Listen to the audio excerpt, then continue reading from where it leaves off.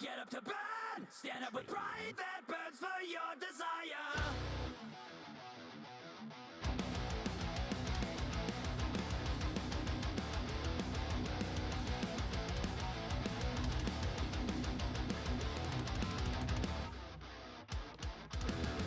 One day I noticed that my life was broken. It was not me who was controlling this body. Oh, I want to know what's really real to me before we vanish like a wave. Get up to rock, get up to burn, stand up with pride. I'll be the waste maker. You must not hide it. Grasp the truth, hold it high, raise your fists. That's why it's made to start. Let's just have me. I think that might be the best.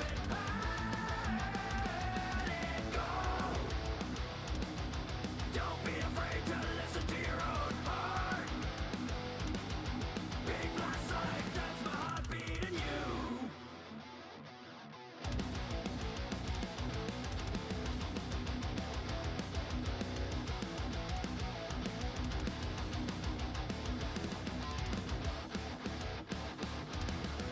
One day I noticed that the world was broken. Spoiled as hell, we have our senses dampened. Oh, I want to see this whole world whole and blue. Not this place munched in black hell. Get up to rock, get up to burn, stand up with pride. I'll be the waste maker. You must not hide it. Grasp the truth, hold it high, raise your voice. That's how you start a new thing. You must have heard it now. Don't be afraid to listen to your own heart. Big blast sonic, that's my heartbeat in you.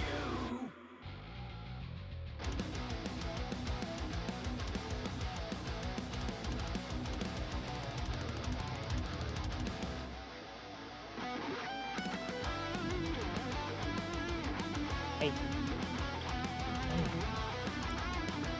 Cat.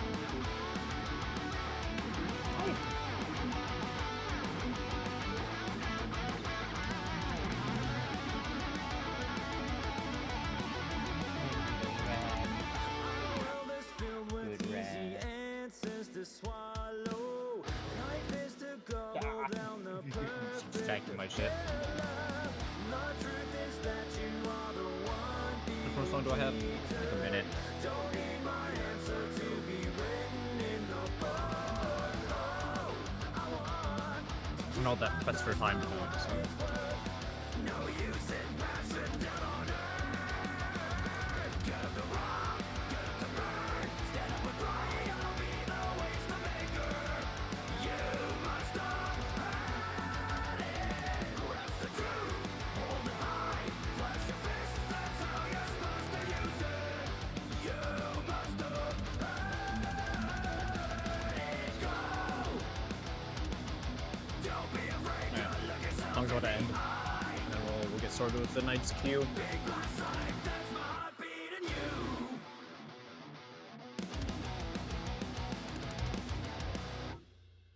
Cool. So tonight's plan is I'm not gonna play any games tonight. I got a bunch of like stuff I want to watch. A lot of it's like game trailers and stuff over the past like 2 or so weeks that I just have not gotten around to seeing. I've like experienced through Twitter and stuff. So yeah, I want to watch those, and then I don't know, we'll see what time it is, and I'll probably just end up watching some spooky videos that I'm also still interested in watching. Thank you, Twitch, for allowing me to just sit here and react, and it's perfectly fine.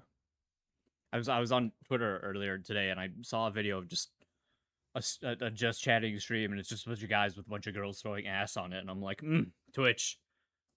So I don't feel very bad about doing stuff like this. All right. So the Game Award nominees happened yesterday. I guess it'd be 2 days ago by the time this goes up. I've seen a couple of them, but I haven't like actually like looked at all the categories, and we'll also vote. I'll vote.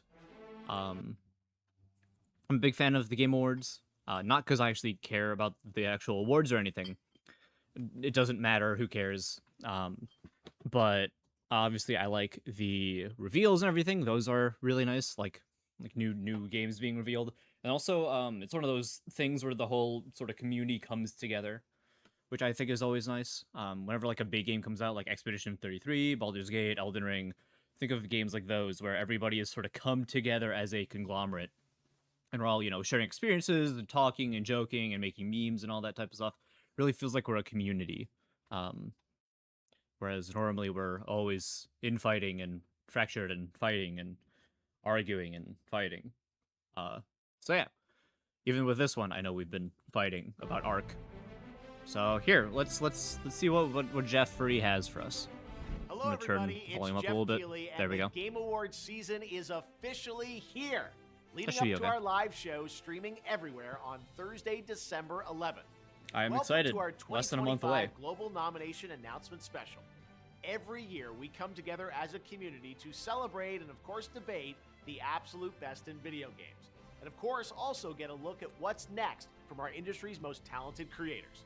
This year, there have been so many 15 minutes of games created Kojima. and Let's updated, go. but only a handful have the honor of being selected as nominees for the Game Awards by our global voting jury. Who's in the running? Well, you're about to find out as we reveal this year's nominees across all the categories. And Where's you the can mic help on him? select the winners by voting at thegameawards.com. All right, should we do it? Here's the first category. I don't know if he doesn't have a mic on For him. best If it's like a boom performance, mic. the nominees are Ben Starr. for Oh, I saw Claire Obscure this one a little bit. Expedition It's like 3 Charlie Expedition Cox for 33s, Claire right? Obscure Expedition 33. Erika Ishii for Ghost of Yote. Jennifer English for Claire Obscure Yeah, Expedition 3 33. Claire Obscures. Kodatsu Kato for Silent Hill F. And Hers was good, Troy though. Baker I mean- for Indiana Jones and the Great Circle. I haven't For played best Ghost of ongoing Yote. game, the so- nominees are I haven't played Ghost of Yote. I never even finished the original Ghost of Tsushima. I made it like halfway through and then I stopped. I got like overwhelmed because I'm a type of person who likes doing everything. And I figured the same will end up happening with Ghost of Yote. I'll go through and play them eventually, but I certainly haven't touched them yet. So I don't know about her, or I mean Troy Baker, but I feel like the 3 Claire Obscure and then Hinako's voice actors were really good in their games. So that's gonna be a tough one. Final Fantasy 14. 14, obviously. Helldivers 2, Fortnite. Marvel Rivals. I feel like Helldivers has really turned it around, right? Especially because of the like Sony meddling. They started off really rough, but then they really turned it around when Sony let them like make the video game like good and stuff. And No Man's Sky. I've never played No Man's Sky. I feel like this one I can probably For say best what I ongoing think game, will. The nominees are Final Fantasy 14. I mean, I think 14 will win just because it's Final Fantasy 14 and this game like is huge. Fortnite. Helldivers But I could 2, see Helldivers or Marvel Fortnite Rivals, getting it. and I don't think No Marvel Man's Rivals. Sky. For I best think mobile I don't know game, about the Marvel nominees Rivals. I think are it's too new. Destiny Rising, Persona 5: The Phantom X. I've heard Sonic awful things. Rumble, Uma Masume: Pretty Derby, and Wuthering Wave. I just want to hear him say it again. I want to hear him say Uma Musume. Sonic Rumble, Uma Masume: Pretty Uma Masume. If I had to guess if all of Derby, these, and I feel like Uma Musume or Wuthering Waves are probably the most likely to win. for best mobile game, the nominees are Destiny. I've heard nothing about Destiny Rising except for the goth chick, and that was before the game even came out, when like trailers of her were being shown. But since then, I haven't heard anything. Rising, Meanwhile, Persona 5. I've heard Persona 5 was really bad. I've heard it was really bad. I think especially the global version was like especially canned and hated. The Phantom X, Sonic Rumble, I didn't even know Sonic Rumble existed. I assume this is here's a bunch of ads and here's a giant store type of game. Uma Masume: Pretty Derby, My vote is and Uma Musume. Wuthering Waves. I haven't played Wuthering Waves, but This year's I don't really. nominees for It never best looked art interesting to me. direction are Claire Obscure, Expedition 33. That Death Stranding 2. Claire On the Obscure is Beach, gonna be really Ghost hard to of beat Yote, because Hades 2, and Hollow Knight Silk Song. I'd probably have to say it. I mean, obviously, I think it's Ghost of Tsushima, but not Ghost of Tsushima. Claire Obscure, but I could see Ghost of Yote winning or being like a close second, right? I don't know though. For Best Score in Music, leveled up by Spotify. The Thanks, nominees are Spotify. Christopher Larkin for Hollow Knight Silk Song. Okay. Darren Korb for Hades 2. Lorian Is Tesfaye. I mean, the Expedition 33 is gonna sweep, but is the Hades soundtrack the same guy as who made the first one? Because I haven't played the second one, but the first one soundtrack was so fucking good. For Claire Obscure Expedition 33. Toma Otoa for Ghost of Yote. Again, I haven't played it, so I don't know. And Ludwig Forsell for Death I Stranding 2. haven't played Death Stranding 2. I keep meaning to go back and play the first one, the director's cut, and then play Death Stranding 2. But it's just a matter of getting around to doing it. On the Beach. The Best Audio Design nominees are Battlefield 6. Okay. Claire Obscure Expedition 33. Death I'm gonna say, well, let me see what the others Stranding are. 2 On the Beach, Ghost of Yote, and Silent Hill. Oh, Silent Hill F's sound design was pretty good. I don't know.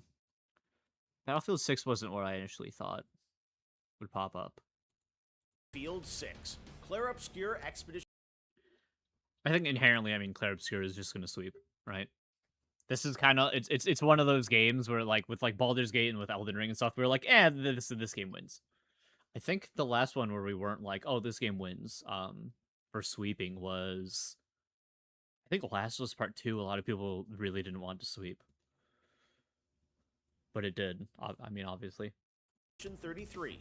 Death Stranding 2 On the Beach. Like, I don't know Ghost of enough. Yote, I haven't played Death Stranding or Ghost of Yode, so I don't know about and those. Silent Hill F. Best Adaptation was added to the Game Awards in I know about this 2022 one. This one's bullshit. To recognize an outstanding show, movie, or other creative work inspired by and based on an established This video one's game bullshit. world. My vote isn't even on here. Are this year's nominees. I think all the for nominees Best were bad, right? Adaptation.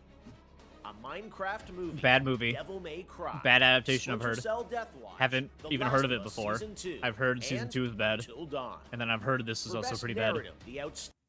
I can't get conscious vote for any of them. I've heard they're all bad, except for the Splinter Cell one, which I've heard nothing about. I didn't know it existed until these nominees came out. Standing nominees are Claire Obscure Expedition 33, Death Stranding 2. I mean, if it's Kojima, I mean, Kojima's really good at narrative, so I could see Death Stranding winning this one. On the Beach, Ghost of Yote, Kingdom Come Deliverance I've heard 2, really good things about and Kingdom Come Deliverance Silent 2. Hill I've F. thought about playing it. Best community support celebrates I wouldn't game give it to Silent Hill F. I wouldn't give it to F. I think. developers who continually and transparently engage, support, and respond to their players. I think This some of the year's others, nominees others are were better than F. Baldur's Gate 3, Final Fantasy 14, Fortnite, Baldur's Gate's pretty Helldivers good. 2, and No Man's Sky. Wait, let me go back to the beginning. Developers who continually and transparently engage, support, and respond to their players. This year's nominees are Transparently Baldur's support. I think I'd have to give it to Baldur's Gate. I feel like pretty consistently Gate 3, when they were. I think they're done updating the game now, but I think they're pretty heavily in talking with it. Final Fantasy 14, Fortnite, Helldivers. For Fortnite and Final Fantasy 14, I feel like I consistently hear people complaining to some degree about aspects of the game that don't get fixed. I know Helldivers listened pretty hard to people at a certain point to like reverse a bunch of the patches and the like nerfs and stuff. So maybe them too.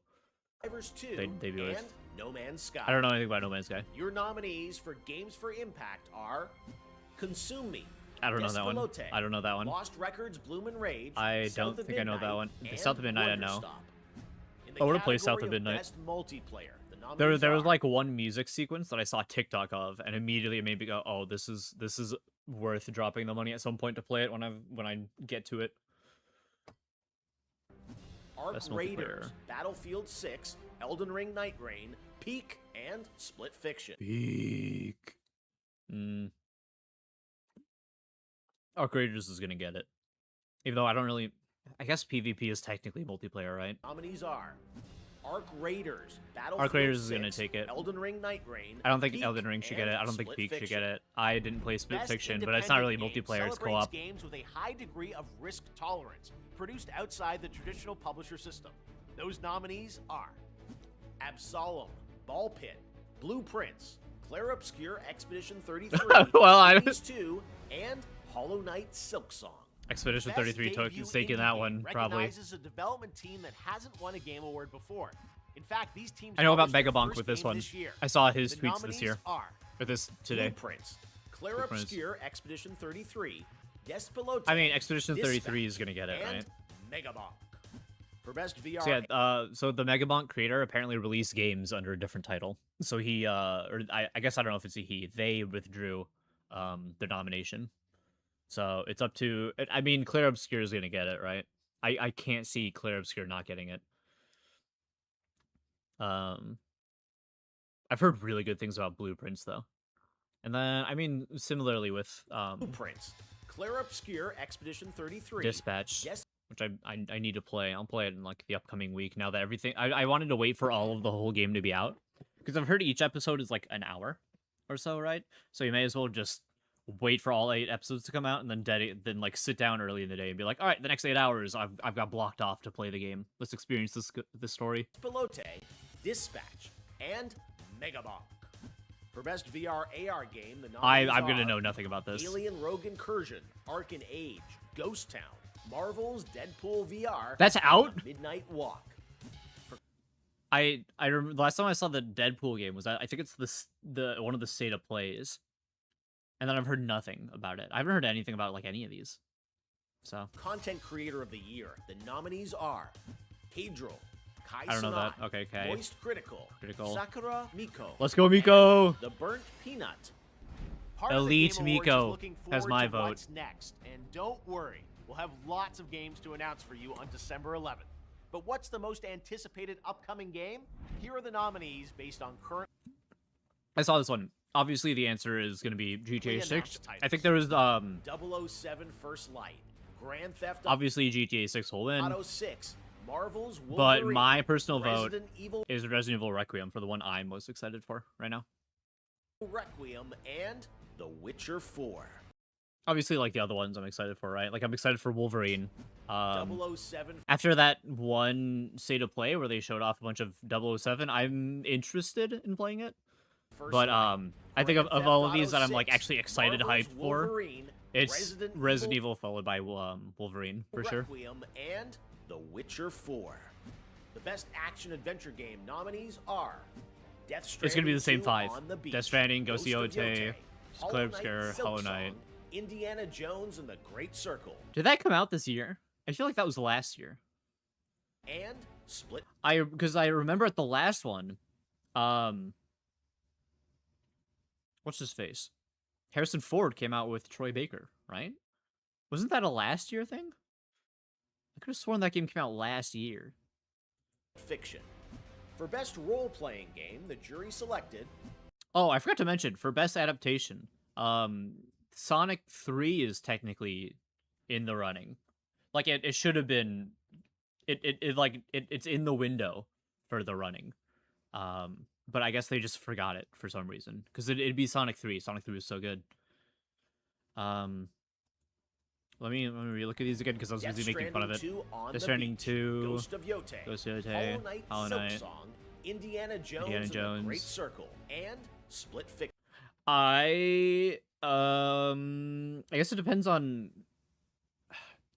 I'm basing this off of the gameplay I played with the previous are titles. Death Stranding. I'd probably give it to Death Stranding because I feel like playing that first game, if it's the type of game you'd like, right? Because that game is definitely divisive on if it's something you'd like playing. You just have to play it to get a feel for it. Playing that game is a ton of fun. Stranding The first 2 one, on the Beach, Ghost of Yotei, Hollow Knight, Silk Song. whereas like the Ghost of Tsushima felt not as thrilling to play. Obviously, you get into the combat and everything. The combat's fun, but it didn't hit like the first Death Stranding did. And then I mean, Hollow Knight's Hollow Knight. Indiana Jones and the Great Circle, and Split Fiction. For best role-playing game, the jury selected Avowed, Clair Obscure, Okay. Expedition Clair Obscure gets 33, this. Kingdom Come Deliverance 2, I've heard, man, Monster I've heard really good things about Kingdom Come Deliverance 2. I looked at the first one when it initially came out. One of my friends was like, "I don't think you'll be interested," but I feel like I've grown as a person now, and I might be more interested. Wilds was good, but I don't know. I haven't returned to Wilds after I think the second week that the game was out. I just kind of did. I like fought everything and I got the build I wanted, and there hasn't been like enough content that I'd want to like hop back in and just like sink my teeth into it again. Hunter Wilds. Also I played the PC version. I've heard the PC version has gotten really bad. I think it's at like overwhelmingly negative reviews right now on Steam.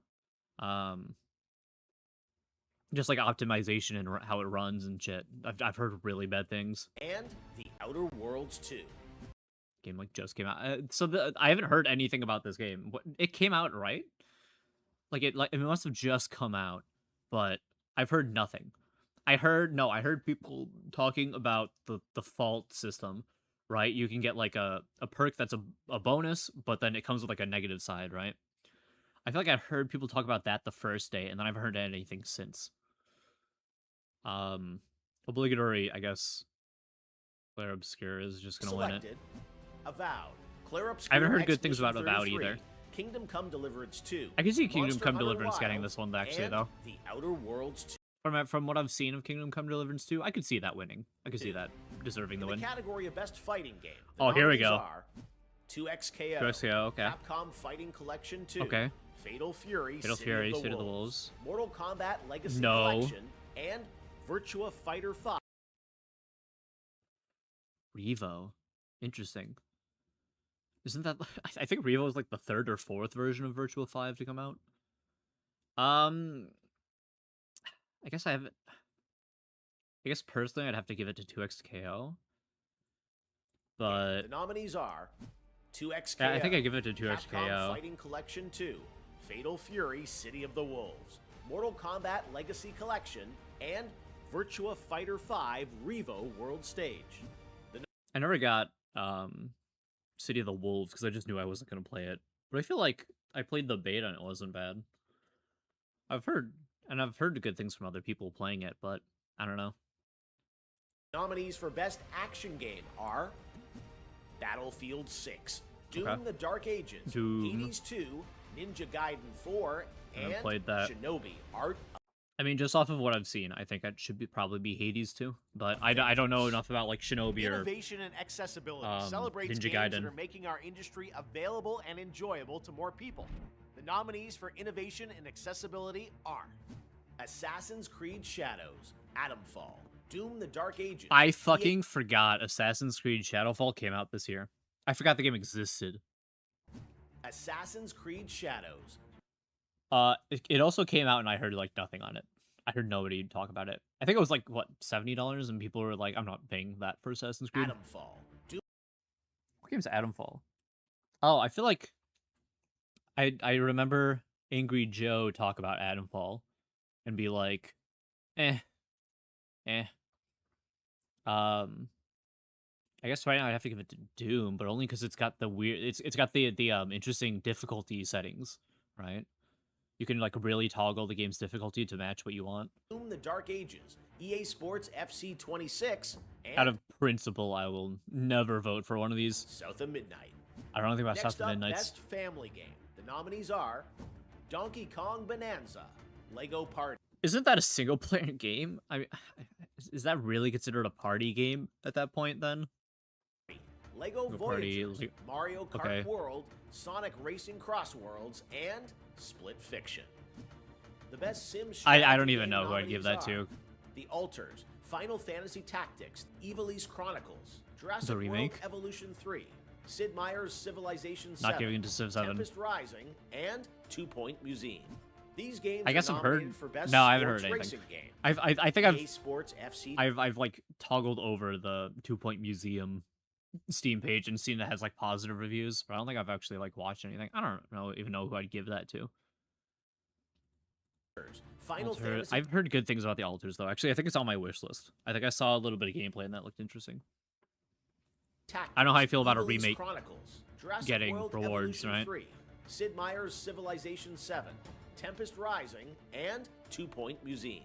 These games I guess I'd rather it be something new than are just a nominated for Best remake. Sports Racing Game. EA Sports I don't FC care 26, about sports and F1 racing games. 25, Mario Kart World, Rematch, Mario Kart and World, sure. Sonic Racing Cross. Actually, Sonic Racing Cross Worlds, Now yeah, the give it to that nominees one. in our 3 esports categories, starting with Best Esports Game.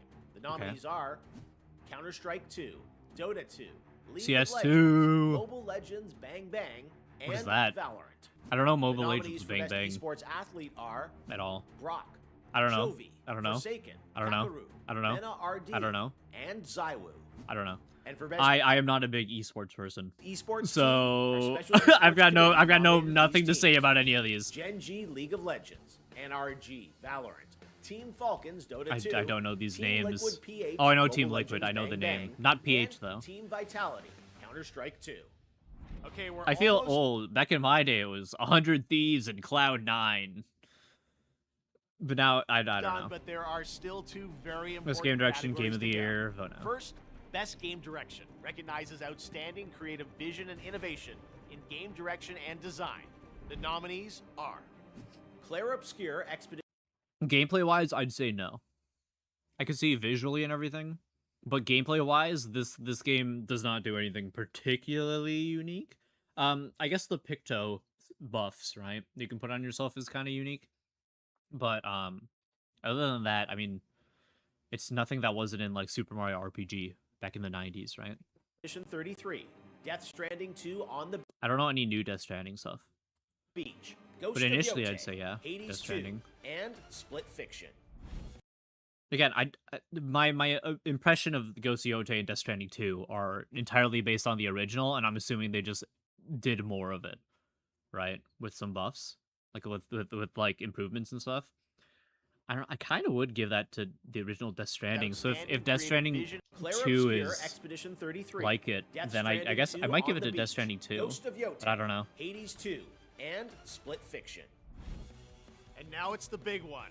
GOTY, Game of the Year. I'd probably recognizes a I'd game give that it delivers to the Claire absolute Obscure. best experience to players I think I've seen across this list all too. I'd give it creative to Claire and Obscure. technical fields. For this year's awards, our global TGA jury has selected the following 6 games as the nominees for Game of So the Year. I've seen this list because Claire obviously everybody Obscure, talks about this list. Expedition 33 I'd give it to from Claire Obscure. Sandfall Interactive, Death Stranding 2, On the Beach from Kojima Productions, Donkey Kong Bonanza from Nintendo. I think this is the one not everybody Hades saw 2 coming from through. Supergiant Games, Hollow Knight Silk Song from Team Cherry, And then Ghost of Yote, and right? Kingdom Come No, that's Deliverance right, it's 2 not Ghost of from Yote. Warhorse Studios. So yeah, I mean, I think obviously it's gonna be a Claire Obscure sweep, right? I think that's pretty standard. I don't think Bonanza or Hades, or I don't think Hades and Silk Song will win. Hades is one of them, right? Oh no, I'm dumb. It was Bonanza, Silk Song, Kingdom Come. 1, 2, 3, 4, 5. No, I'm missing one. A game that delivers the for this year's as the nominees for Game Sandfall Interactive. Yeah. Death Stranding. Stranding 2, On the Beach from Kojima Am I losing it? Productions, Donkey Kong Donkey Kong. Bonanza from Nintendo, Hades 2 No, yeah, the Hades. So yeah, I think Silk Song and Hades won't get it. I don't think they're in the running. I have no doubt that they're good, but I don't see it.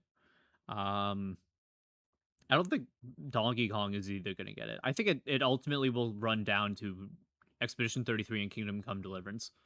But I can't see from I can't Supergiant see Claire Games, Obscure losing Hollow Knight Silk in almost Song any from category Team it's in. Cherry, and Kingdom Come Deliverance 2 from Warhorse. I mean, within like 2 days of the game coming out, people are like, yeah, this is game of the year. I don't think anything's going to come out that beats it.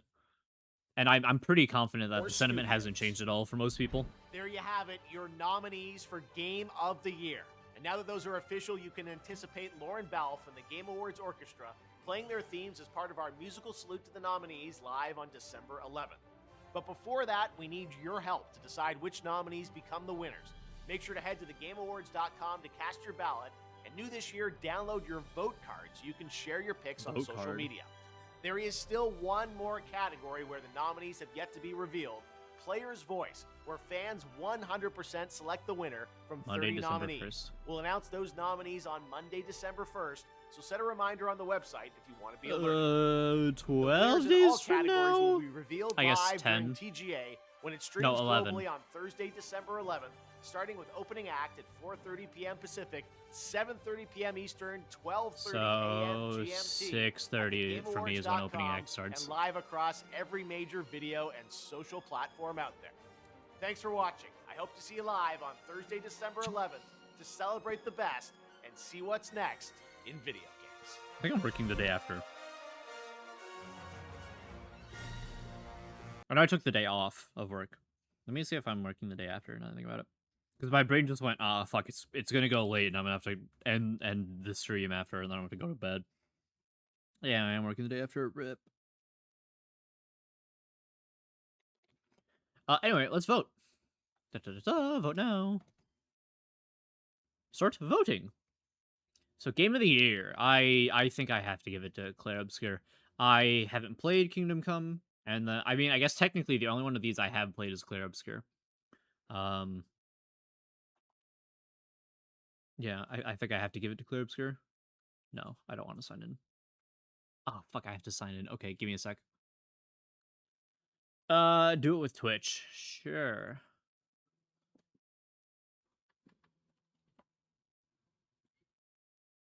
Oh, fuck, it's gotta give me a code. Ooh.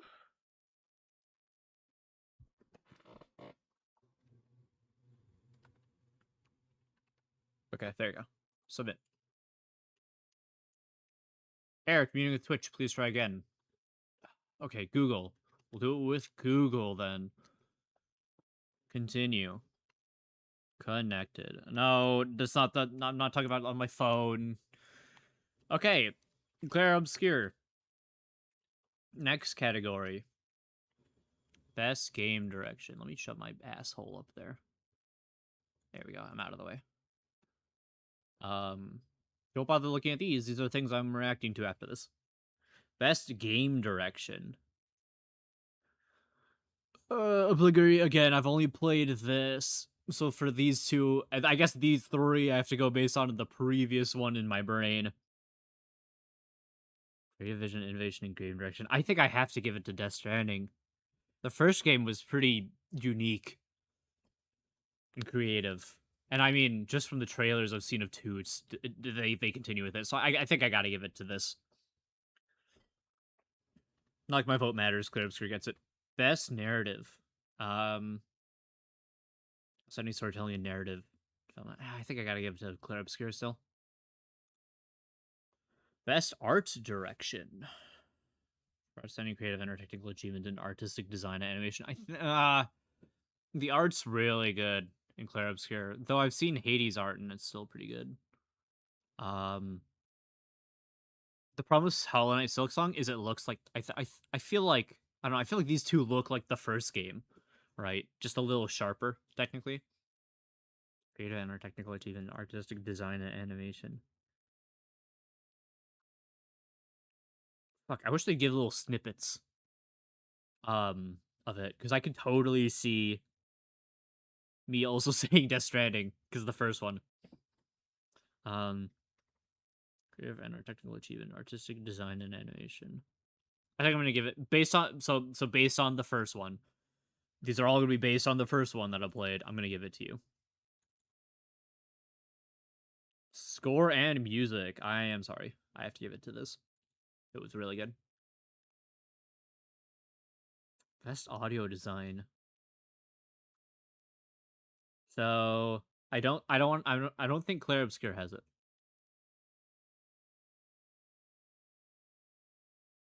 I'm gonna give it to Silent Hill F. I think Silent Hill F was really good. I think that one was really good. I'm thinking the Battlefield 6, and all I can think of is the typical explosions and gunshots that I've heard in every fucking shooter game.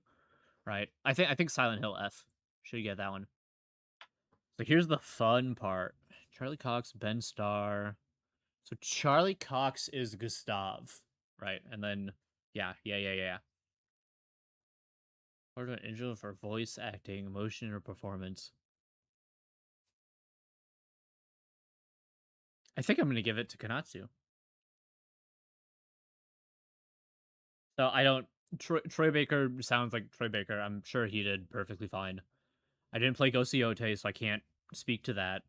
And while Jennifer English, Charlie Cox, and Ben Starr were good, I feel like, especially Konatsu's like screams and desperation, her voice and everything, I think it was really good. Innovation and accessibility. I don't So I didn't. I'm not giving it to you. I won't. I won't ever reward these guys. I don't know about these two. I don't know anything about South of Midnight's. I feel like I have to give it to Doom. Because while I've like seen some gameplay and everything of South Midnight, I haven't seen anything on accessibility. Whereas at least this one, there's like a ton of settings you can do to kind of tailor the game, right down to like the game speed and how much damage you do, how much damage enemies do. You really can play it in the way that you want to play it. So I think I have to give it to Doom: The Dark Ages. Games for Impact. I think I am gonna give it to South of Midnight because just one little section totally like is like still in my brain. Best ongoing. Words to a game for outstanding development of ongoing content that evolves the player experience over time. I don't know anything about No Man's Sky. I can't give it to that. I feel like Fortnite shouldn't get it because really all Fortnite does inherently, I feel like, is skins. Obviously, there's events and stuff here and there, but I feel like it's not big important enough. Granted, you can also make the same case for something like Helldivers, right? Every once in a while they add a new enemy or some new guns, but that's about it. Fuck, I don't know enough about 14 either, though. Evolves the player experience over time. I think I have to give it to Helldivers. I feel like if we're going based on the wording, evolves the player experience over time. I feel like Fortnite always kind of feels the same, right? I feel like Helldivers every time I play it, especially after some new content comes in, especially new enemies and stuff. I'm like rethinking how I'm gonna go into a mission and how I'm gonna tackle a situation. I feel like I gotta give it to Helldivers. Best community support. I am gonna give it to Larian because yeah, I feel like again, I don't think they're updating the game anymore, but like leading up to each patch and everything, I feel like I saw them consistently like talking with people and like talking about the update. Best independent game. I don't think about a solo. I've seen my coworker play Ball Pit a ton at work on his Xbox. So I'm like familiar enough with that game, and I think it's interesting. Creative and technical achievement in a game made outside the traditional publisher system. Technical achievement. Ah, fuck. Yeah, I think I have to give it to Claire Obscure. But, I mean, it's all based on the wording, right? For outstanding creative and technical achievement in a game made outside of the traditional publisher system. If you told me this was a AAA game, I'd totally believe you, right? Whereas I'd say all of these other ones, at least they feel like indie games. Like obviously they're impressive and that they did a great job. But outstanding creative and technical achievement, I feel like Claire Obscure just wins that. Best debut indie. Oh, okay, so it did leave. It did leave. I don't know anything about this.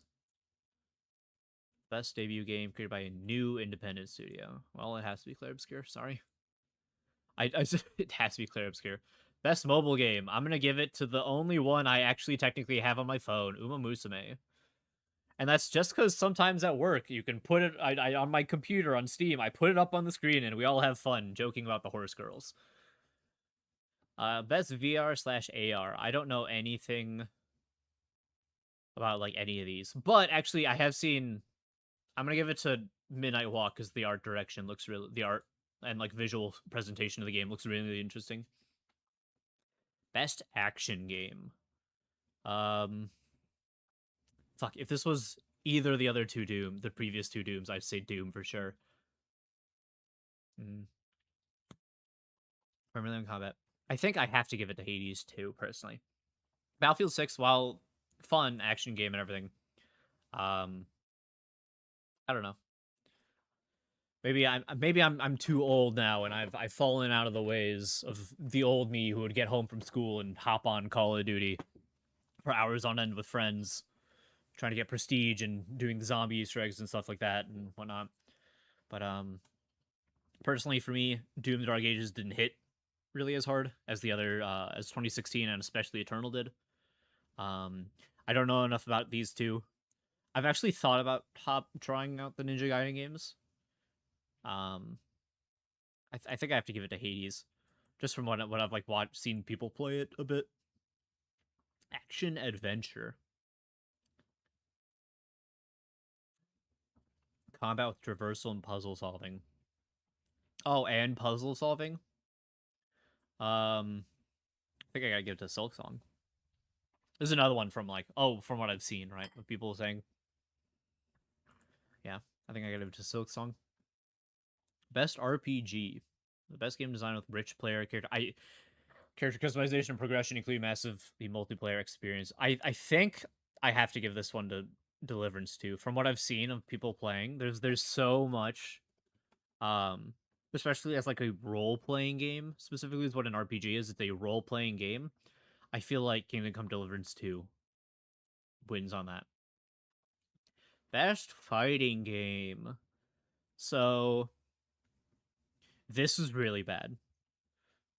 I haven't played it, but I've watched other people talk about it and everything, and it's really bad. It's one of these two. I feel like I'm gonna give it to 2XKO because I've played 2XKO more than Fatal Fury, but I feel like Fatal Fury could also totally take it. I think if that also won, I'd be like, yeah, that's super fair. Best family game. I don't know anything about Voyagers. I feel like if we're actually going family game, I think it's got to be Lego Party because it's I mean it's Mario Party, right? But just Lego stuff. I feel like from what I've seen, yeah. Best sim strategy. I really don't want to give it to a previous.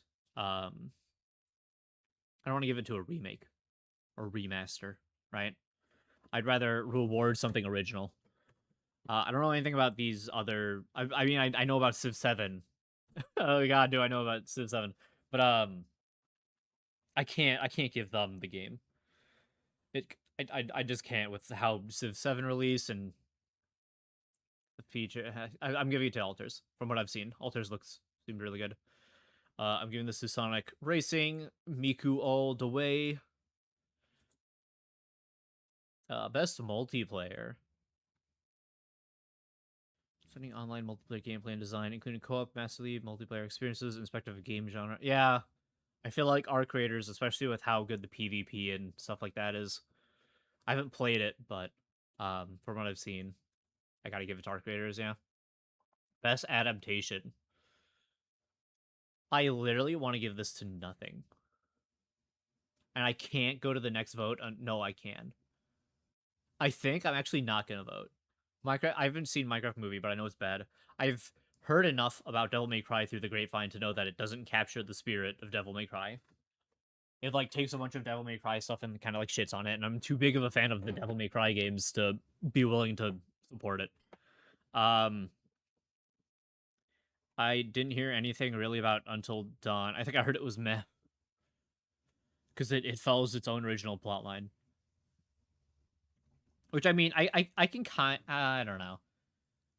Part of me was like, I guess I can kind of respect not just copying the game, especially when the point of the game is that you make choices and it affects the game itself, right? But also at that point, just make your own original property, which of course they don't, because if it was their own original thing, people wouldn't back it with money. But hey, it's a title that people like and people are willing to go out and see through title alone. So let's just do that and then make it our own thing. You see it with plenty of things like Witcher and whatnot. And I've heard bad things about Last of Us Season 2. But I don't want to give it to Ubisoft on principle of I don't like Ubisoft. So I think I'm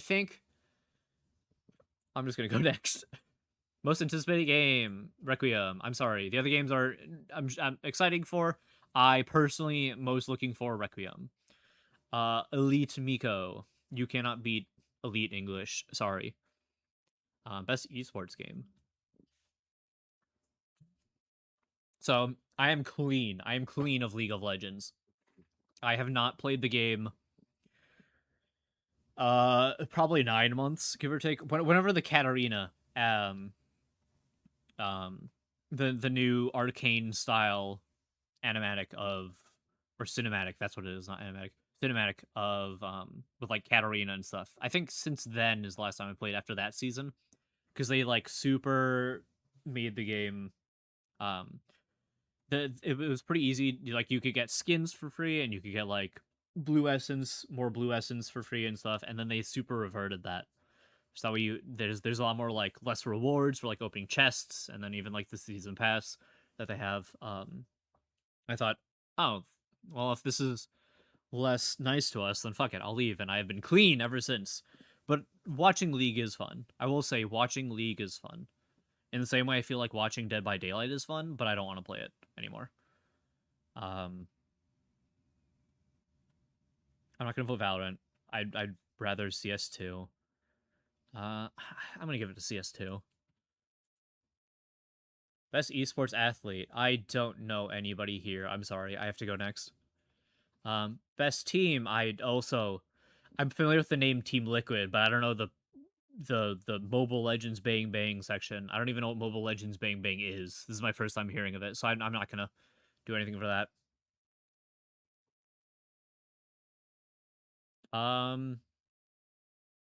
Oh, that's it. Okay, that's it. Yeah. So cool. I guess December 11th we will see what wins. I still think it didn't really matter what I voted for. I still think if Expedition 33 is in a category, it's just gonna take it. It's gonna sweep. Game is too popular. People like it too much. The game was also like $40. This is my cat. So it's an easier barrier to get into as opposed to like Ghost of Yotei or Death Stranding, where those are like $70, right? Obviously with something like Donkey Kong, which I guess is only in the one game of the year category, you still have to buy the whole console, and then it's another like $60-$70. I think Silk Song and Hades are too, I guess, indie, as like not to be like insulting, right? But they're too indie for the typical audience. I'd say, I guess, less on Silk Song, but the difficulty of Silk Song probably filtered a lot of people out who are like, I don't have time for this. It was $20, whatever, fuck it. But I doubt people felt that way about Clair Obscur, especially since that game can get pretty easy, especially if you're like following guides. You're right. Like you've run into a hard challenge and it's like, I'm just gonna Google how to, like, what's a good build for this. God damn it! I didn't. No phone. I'm not talking about you. Yeah, I feel like you could just Google a good build for it, and then have that carry you. So, again, I feel like Clair Obscur is just gonna win. But yeah, cool. Let's shove me back over here. Hold on, I saw text notifications. Let me see if these are. Oh no, this is the okay, yeah. All right.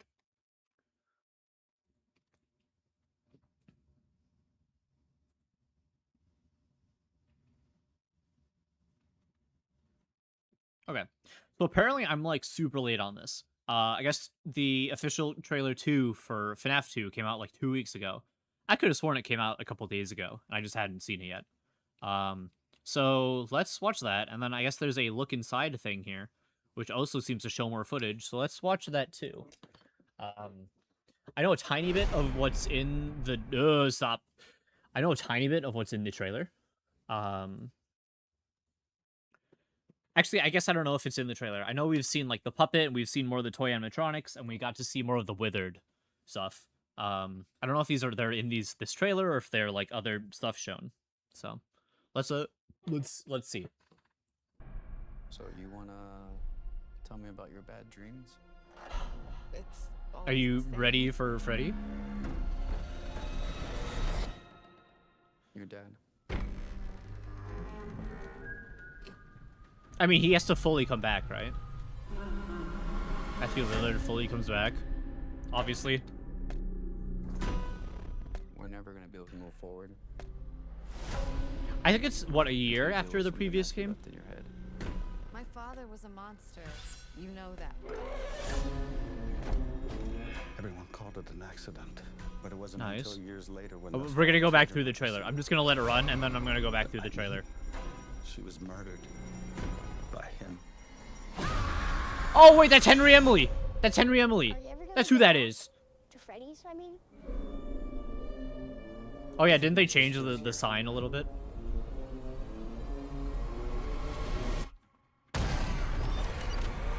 Toy. Toy Chica. Bad bitch. Let's go. All the withered animatronics. Okay. They want with my sister. There's the puppet. There's that puppet. Okay. Half of this town will be dead by morning. With a weapon? Balloon Boy, nice. Toy Bonnie with the weapon?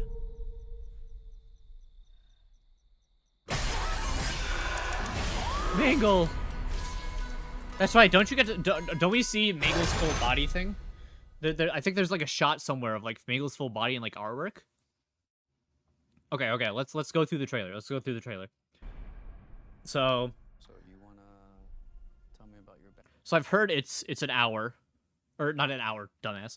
It's a year, the longer measurement of time. It's a year after the first one. Bad dreams. It's always the same. Nicole Vanessa. She's a dream about her dad.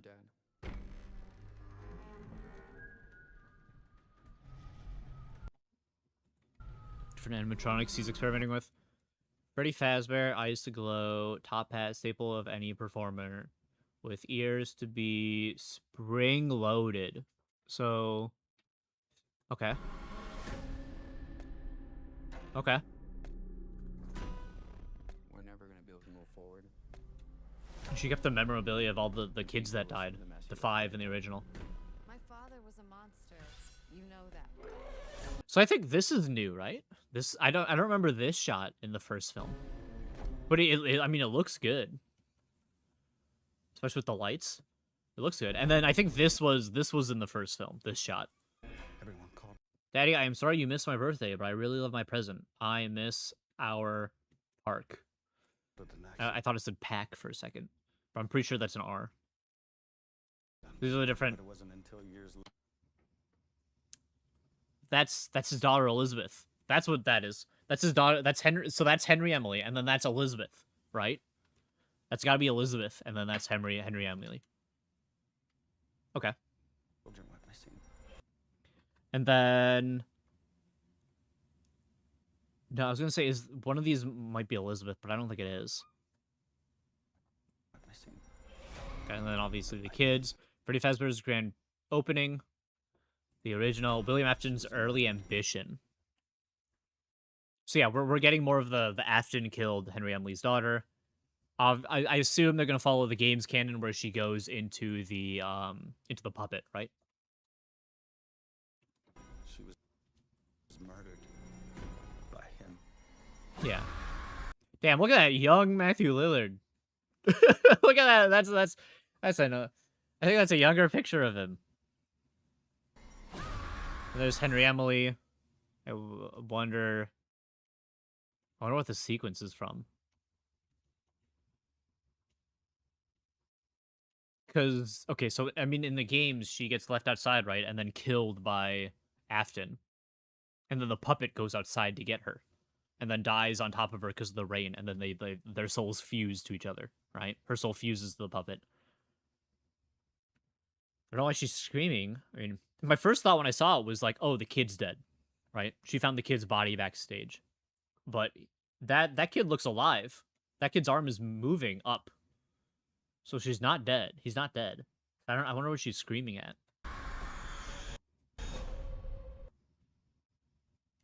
Yeah, there's the kid's fine. I wonder if, is that her dying? Slumping down and dying?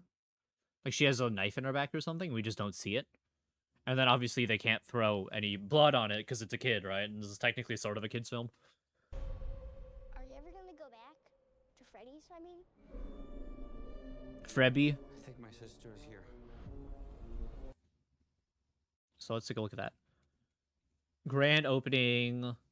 So this is the other location. Okay. So initially I saw people going like, "Oh, this is not like the sign's different." But no, it's because this is another location.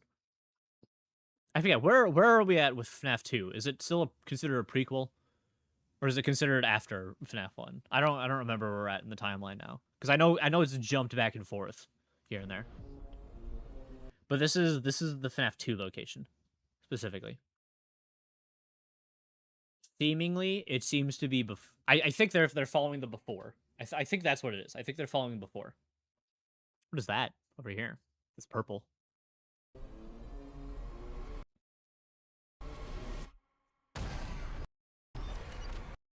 Were their eyes blue in the original? Toy Chica. Yes. It's just way more noticeably blue. That's right, because they oh, that's art I shouldn't put on stream. None of that. Well, I'm not gonna put any of this on stream, but that art I see there especially shouldn't put on stream. Yeesh. Yeah, okay, they're blue. They're blue eyes still. They just glow way harder in here. Number 5th. Balloon Boy, laugh. I've turned down the volume so I can talk over it, but I mean at this point, this thing's been out for like 2 weeks. If you're interested, you've probably seen it. What does he say? Where are you gonna run to? And then here's Withered Freddy. But it's interesting because technically, after the second game, they take the Withers and then they refurbish them, and then the FNAF 1 location, right? Isn't that technical? I think that's what the story is. But this one would take place after. So I guess no. Okay. So what happened? I'm gonna go and say the animatronics in the first movie got brought here, and over time they have withered into the forms they're in now. I think that's what it is. Okay, I pieced it together in my brain.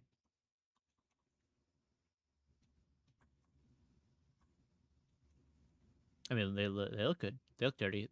I mean, it looks like they got more money thrown at this. It definitely looks like more money got thrown at these films, which I assume that's because the first one did really well. And the lights. Yeesh. Looks good though. Looks pretty good. It looks pretty good. I have to admit. I mean, I don't know. They look fucked up. They look old and decrepit and like they've been torn apart a bit, or eaten away by mold. What do they want with my sister? So that's gotta be the puppet. That's gotta be the puppet. Sister. Toy Freddy in Manhattan. I'm gonna make that joke again when he's out in the other scene. But yeah, so I wonder if they're still gonna go with the idea that they're connected to like police intel, and they can sort of scan and spot people that are like wanted, right? And that if they like freak out and go, oh, any adults now is wanted. I wonder if they're gonna go with that too. So that's, I mean, sister, I think that's Mike. I think that's Michael.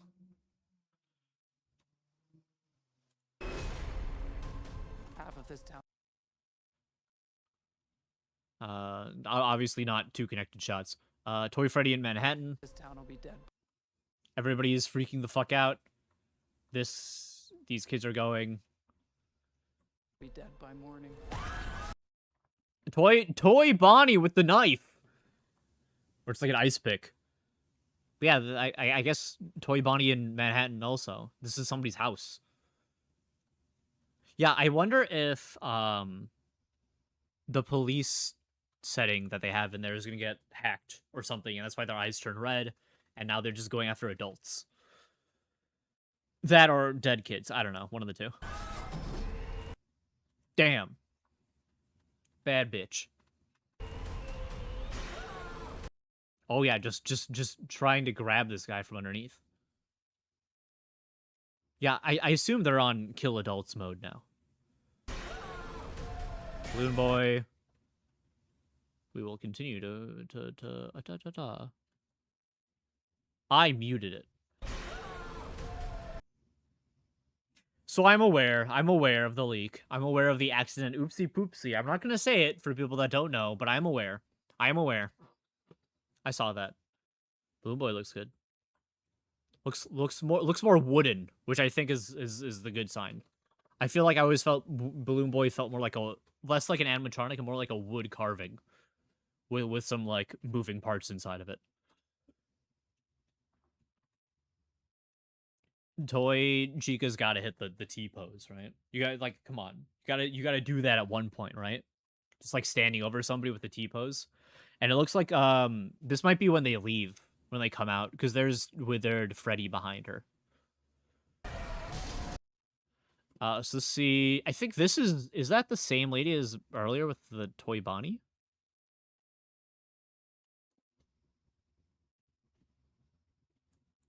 No, different lady. Okay.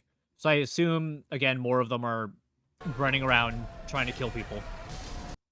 And then we got our first shot of Mangle in the film with Vanessa on top of the car.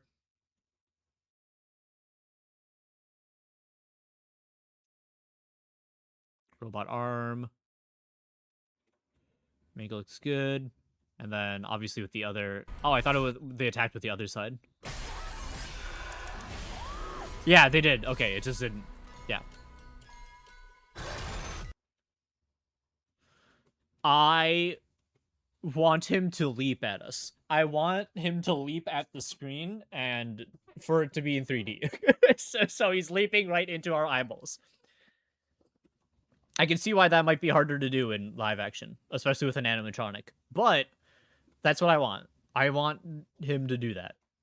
Because, I mean, here's the office, right? This is the main door. But he's just swinging down on his hook.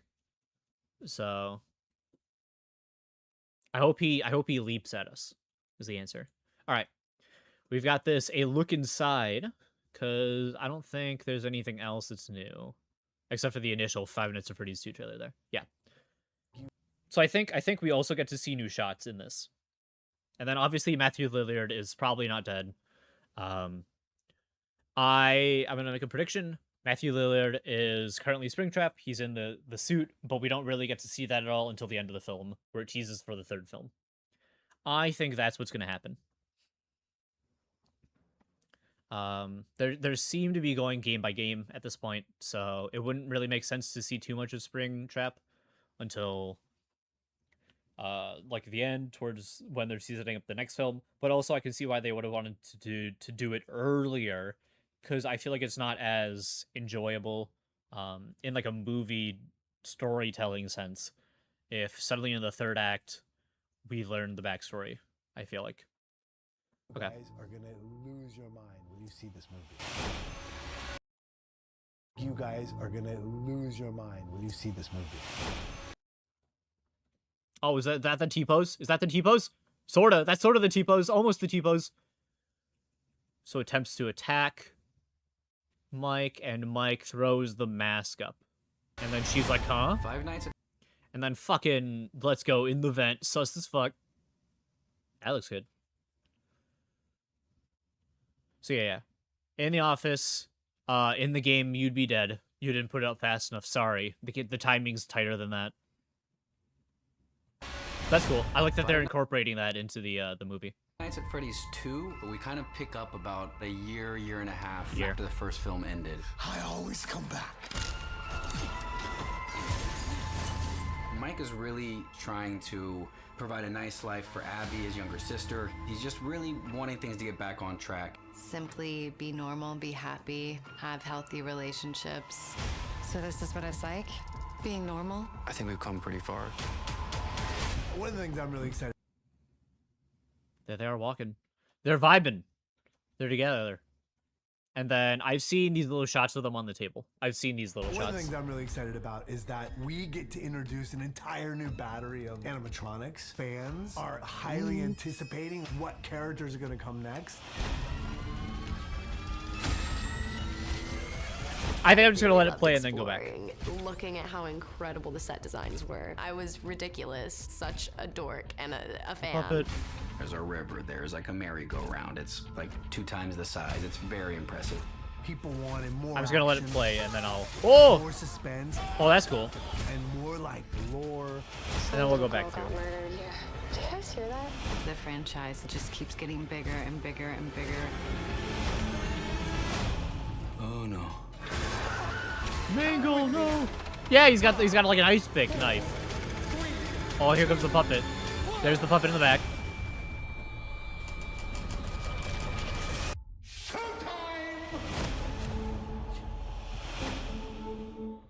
Okay. Let's go through now. Let's go through now. Okay. Instead of pausing it every Simply couple be seconds normal, and be then happy, talking over have them trying to healthy say something. relationships. So this is what it's like, being normal. So this is we've obviously come pretty before Henry Emily died, or Elizabeth died. So I've seen the stills of this. These are the animatronics. They're fucking shiny as shit, dude. I imagine they dirtied them up for the film, but they like came out with them shiny here. So yeah, I assume they're like hacked or at least controlled by spirits, one of the two. Once their eyes go red. In the original, it was controlled by kids, and they're in angry mode when their eyes turn red. We got Mangle with their Foxy. I think Lizard's very excited. So Toy Chica stepping. That's the other head of Mangle. Balloon Boy blinding the audience. I really loved exploring, looking at how incredible. So I feel like I remember this was in the initial trailer, right? I feel like maybe this is why I'm thinking of Balloon Boy so wooden, is because of this, right? Was ridiculous, such a dork and a fan. There's a river. There's like a merry-go-round. It's Oh, it like does look 2 really times good. the size. It's very impressive. The set's pretty, People yeah, wanted impressive more for sure. action. So here is Toy Chica grabbing the one guy and then shoving him through. It's kind of cool to see the behind the scenes, right? That like, oh, the animatronic is physically there. Even if they're obviously the animatronic isn't doing it, right? It's like, oh, the animatronic you can physically see from out here. And then pulls in, and then obviously he's got the wire over him here, and then the animatronic is programmed to move the arm like that. And then close eyes. Some very good puppetry. Spends. So I saw this image floating around. I have no idea what this could be referring to. This has got to be something new with how they're handling Afton. Otherwise, I've got no idea what it could possibly even be. So here we've got the office. Then she'll finding the toys. Did you guys hear that? The franchise. Is this is Toy Bonnie. Yeah, that's Toy Bonnie. Okay. Who is just eyeballs? Okay, just eyeballs beside them. So here's the puppet room. Oh no. Mangle attacking person. This is probably part of the cold opening, right? Knife Bonnie, Freddy in Manhattan. And then I think that was a part of the initial trailer. And then here's the puppet behind. I know we've gotten actual images of the puppet. And here's a fast shot. Mangle seems to be really following. But You guys are gonna. let me quickly see if I can have to puppet movie.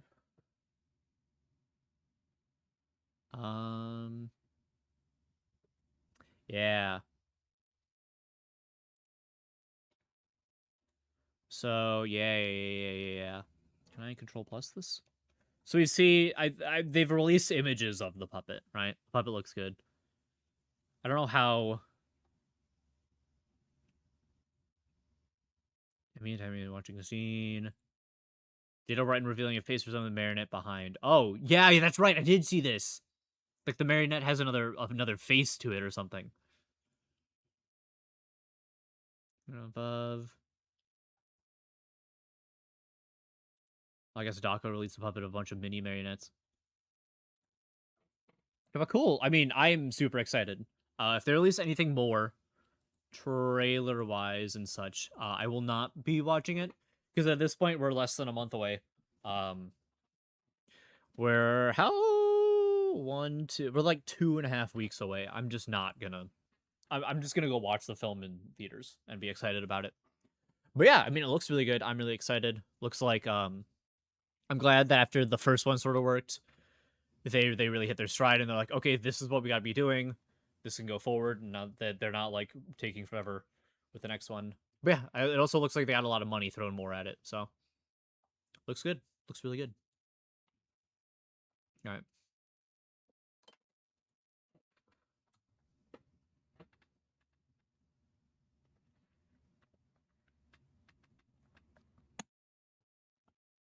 So I guess like a month ago, they announced an Avatar fighting game, and I just have not watched any of the stuff released from it. I think actually I've seen a small clip on Twitter when they showed off some gameplay. But yeah, let's watch just some of the trailers they've released. Corning. It's a 2D fighter, right? That looked kind of rough. That looked a little rough. I remember seeing it wasn't animation-wise. Yeah, it looks a little weird. Their volume's a little bit better. I saw that there's a trailer for support characters, so it's not a 2v2 type of thing. But I guess closer to like MK1, where you can have like an assist type of character, is what I think it is.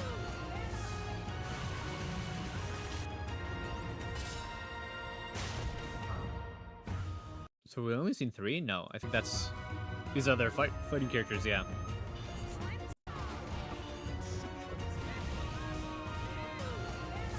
I mean, it looks kind of interesting, right? I see the potential here. I see the potential. It looks a little slow from this trailer. Everything looks like a little slow, and I think it's like hit, impact, split second, another hit, impact, split second. It's more noticeable in some of the attacks. All right. But okay, I can see the vision. Let's see more of what they got. So that was the announcement trailer. Sure, let's look at the controls. Is it closer to like a Marvel game or the fighting game is a 4-button fighter with each button pre-alpha unique in its own purpose. Each of the buttons will do something different whether you're standing, crouching, or in the air. Yeah, typical.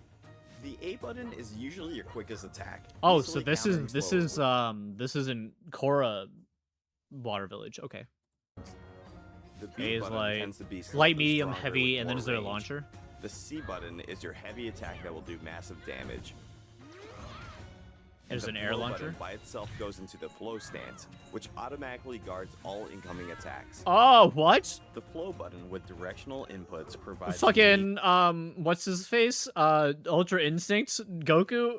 all incoming attacks. Because that's kind of what that looks like. The flow button with directional It's inputs like a provides parry, unique but movement options that can more be used more for so for evasion, dodge. counterattacks, and Evasion, more. For okay. Aang, his flow moves represent his ability to weave and maneuver in a variety of ways on the ground and in the air. Oh, interesting. Knowing when and Okay. where to use each of these moves is the key to victory. As Aang once said, So for "The these past can be a Gyatso great in the corner teacher." saying, "God, this Sign up fucking for kid." The closed alpha test now, and don't forget to wishlist Avatar Legends: The Fighting Game on Steam. Oh, that looked kind of interesting there at the end. That combo type of stuff. In a variety of ways. Okay.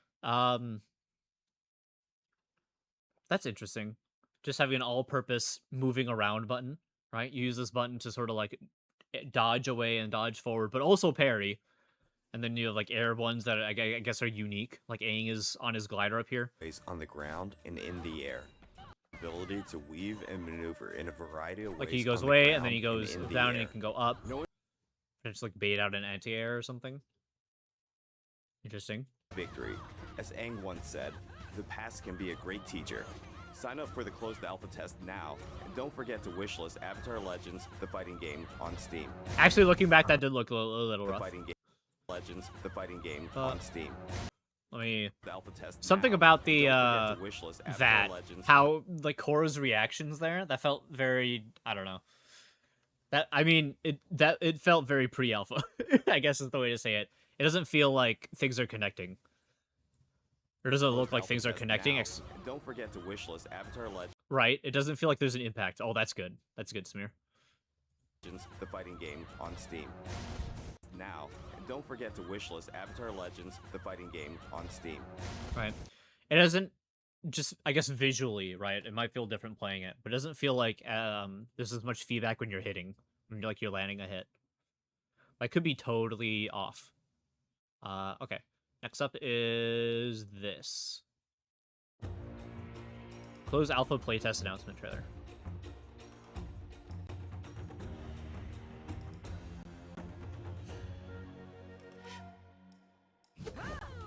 Oh, just gameplay? Good.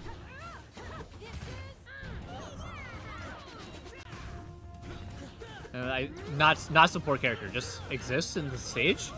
Or maybe is support character, like Naga's Korra's support character. Oh my god, fucking Ultra Instinct Ghost Goku! That looks kind of like there's a launch, like an air launcher. Grab.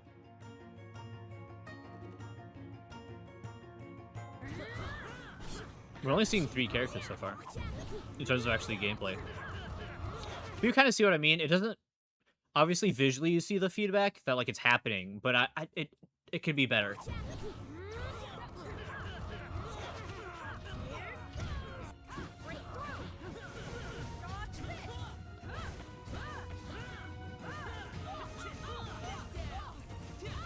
Oh, she turned red there.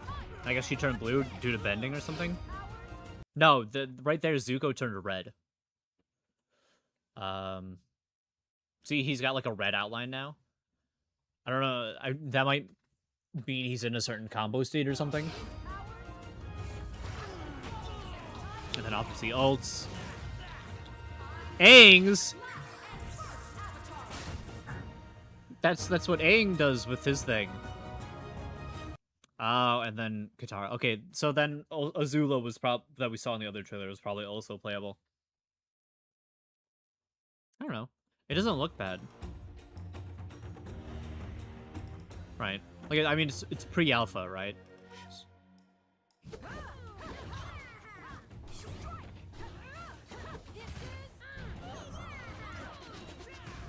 So fast. Wait, when does he hit the side of the stage and he freaks out?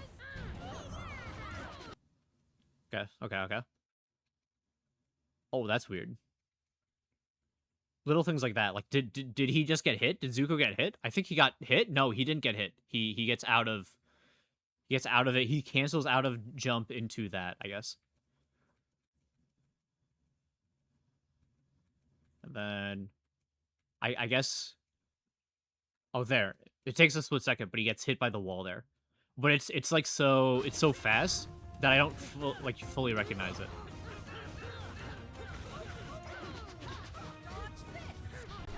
Damn, that's fast as fuck. Game's kind of like Aang's movement, especially, is pretty fast.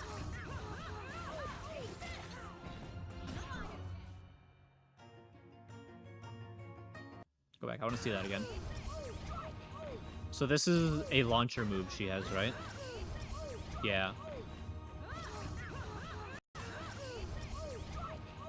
Yeah, I think it just needs more visual indication that, oh, this landed, this is hitting. Other than the character entering an animation where it looks like they got hit, right? Some sort of effect. So something like this, right? This will let you know that, oh, fuck.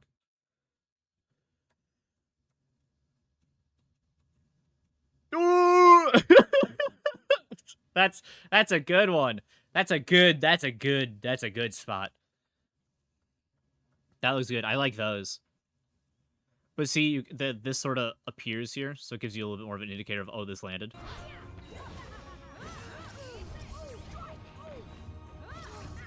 But it needs to be more. It needs to be more. I don't know. But otherwise, I think it's just a matter of playing it. I want to see what the support system is that they're talking about.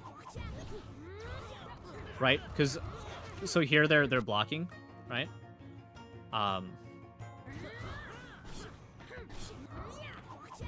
But minus Zuko's actual animation there's not too much of a difference between being able to tell when they're hurt or not.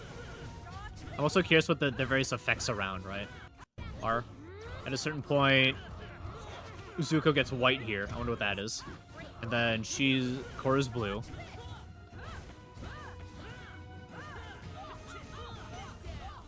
Or like that. That might be like an EX cancel or something. I don't know. This is gonna be an Avatar fighting game. I don't know if they're gonna go very crazy on like mechanics though. So we'll see, I guess. Let's see this official support character overview. This came out 20 hours ago. So I am curious. We've seen Gyatso, Naga, and Lee. No, Mai. That's it. Avatar Legends, the fighting game, allows In the you back. to choose one of 3 unique Appa, support Gyatso, characters Momo. for each main character. Each One of support 3. character provides unique So like these are Aangs specifically. advantages and playstyles for their character. Let's take a look at what Aang supports are capable Is it fucking MKX different character styles? Is that what this is? of. Gyatso enables Aang's air scooter with more mobility by enabling a controllable Oh my god, it ball of is. air going forward and backwards with the ability to pass through opponents. Okay. With Momo, you receive greater control over your glider by pressing left, right, or nothing with the flow button in the air. You can Chip also Momo's back use to her like, those go! from Go! glider much Get in better there! than before. Lastly, Appa provides Aang the ability to directly go into flow attacks using any normal attack button. I don't know what a flow attack is, but that sounds Experiment with way all more the support useful than the characters other to two. find your fighting styles then. You want to see more? Sign up for the closed alpha test That's now. it? We're not even And gonna see the don't forget others? to wishlist Avatar Legends, the fighting game, on Steam. Yeah, I gotta admit, I mean, I guess depending on how fast you can go with Gyatso the enables Aang's air scooter the going more through with air mobility scooter by for like a enabling cross up, right? controllable ball of air going forward and back. But I feel like Momo's isn't very useful. But then Appa's seems flow cancelable normals. That sounds like combo in hand combo Aang the ability extenders. to directly go into flow attacks using any normal attack button. Experiment with all the That sounds like combo extending. I don't know why I'd want to use the other two. For some reason, I assume that we would also having the supporters be tied to which character you play as sort of variations, so it makes a lot of sense. It kind of does, yeah.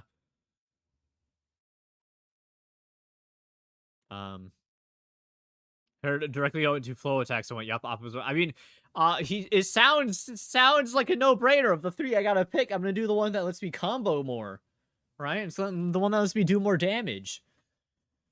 Okay, let's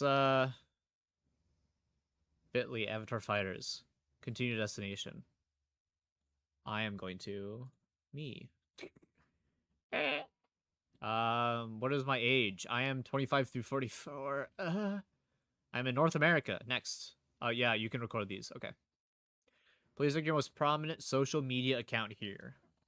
YouTube.com/your guide. Haha, YouTube. I guess if you're streaming great content, please link to your channel. YouTube.com/thedeargod. And twitch.tv/thedeargod. Okay.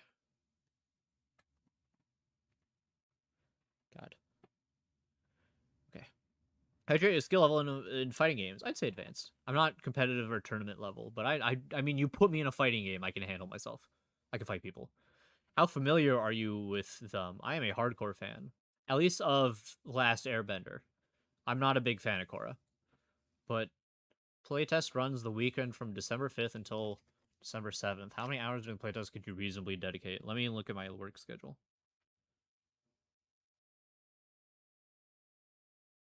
Oh. We can do 15 hours. I can put 15 hours into this if they ask. Are you comfortable providing written feedback, bug reports? Yes. Have you participated in playtests before? Yes. What's your Discord username?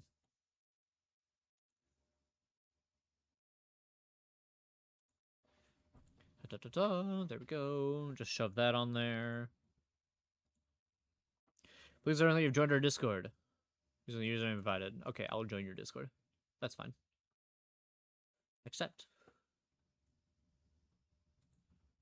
I have joined your Discord. Do you ever consider being contacted for future opportunities, including future playtests? Yes. By filling this form, you agree to our policy. Yes.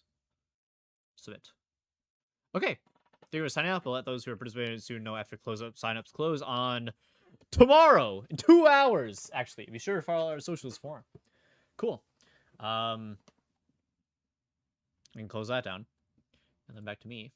I don't even know how much of that'll stay in, but I just signed up for their closed beta test, which apparently closes in like 2 hours. But cool. Yeah, I see the potential. I see the potential here. I think it's gonna be a matter of playing the game and seeing how fun it is, and so the feedback updates. It's nice that like a month after they announced it, they're like, all right, let's get people playing this thing, so that way we can start making changes to how people want. I feel like especially for like a fighting game, it can be kind of important for people to at least try the game out, so that way they can give some feedback. But obviously, you still got to be a dev and be able to parse through all that info. But yeah, I think, I don't know, it looks interesting. Obviously, it looks like it needs some work, but also it's a pre-alpha. That's what I expect. I expect it needs to work, but I think what they've got there is an interesting foundation already. That I think as we get our hands on and they announce more stuff, we'll be able to kind of see more of what the game's got. But cool. I need more water.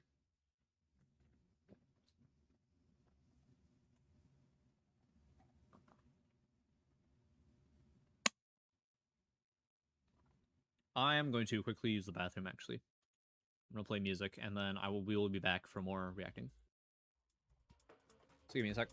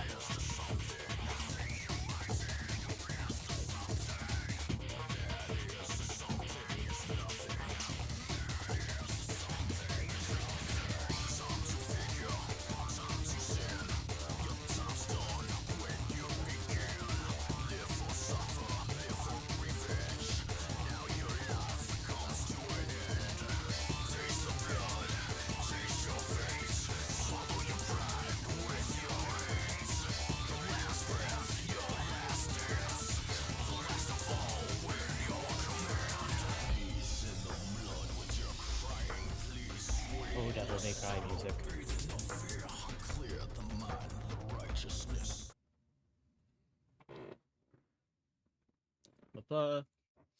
Alright, so I guess at this point it's been 3 weeks, but they announced a remake of the first Halo.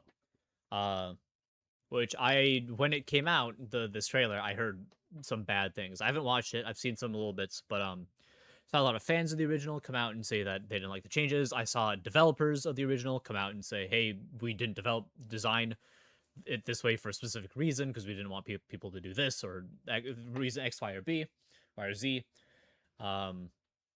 So I have not looked at the trailer. I'm not a original Halo fan. I joined in too late for 3, but just in time for Reach. So Reach has been my favorite. I've gone back and played 1, 2, and 3. I haven't played ODST, and I mean I've played through at least 1 a couple of times, always on Legendary with friends. But I don't know. It's a good game. It's a good game. I like the music. Playing with friends is fun. I don't know how much if I'd enjoyed it a ton playing it alone, but I'm curious to see what the changes, or I'm curious to see more of it, the remake, right?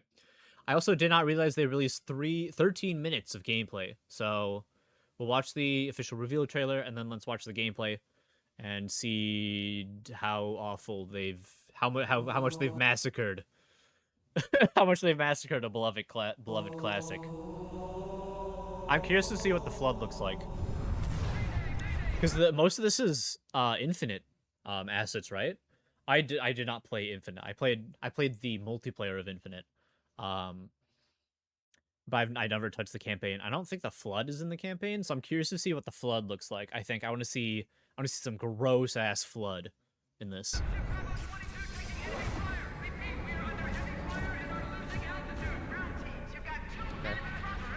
I mean, visually it looks pretty. According to the data in their networks, right? The ring has some kind of deep religious significance. They call it Halo. They believe that Halo is some kind of weapon. What sort of weapon is it? One with unimaginable power. Cortana, I need my nuggies. Cortana, sit in the cuck chair while I fuck this other person in the show. So this is all cinematic. I'm not Fire Team Charlie. We're on bothering with how it looks. Obviously, cinematic looks pretty. Oh, here's gameplay. That pistol better be fucking ridiculously good, like in the original. So here we've got actual... I don't know if I really need to stop and pause for this gameplay, since we got a 13-minute gameplay afterwards.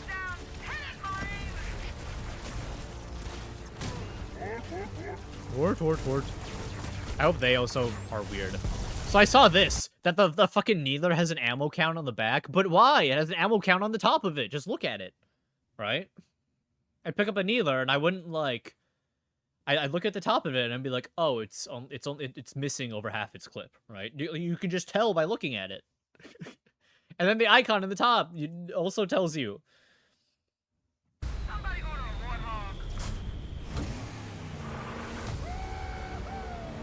This thing also better control like ass, like the original. The Covenant are putting up a real fight. The cartographer must be here. I mean, it looks like hunters. Rock and roll, rock and roll. Give them hell, Chief. All right. Again, I'm not a big, especially the original Halo purist or anything. It looked fine. It looked fine for the most part. I don't have a lot to... maybe my sentiment will totally change here with this 13-minute gameplay demo. Maybe I'll totally feel differently, but I mean, it looked fine, I guess. Obviously, it was all the shots and everything were curated for the trailer, so here with actual gameplay, we'll get to see how things react to natural, to playing the game, right? So let's see.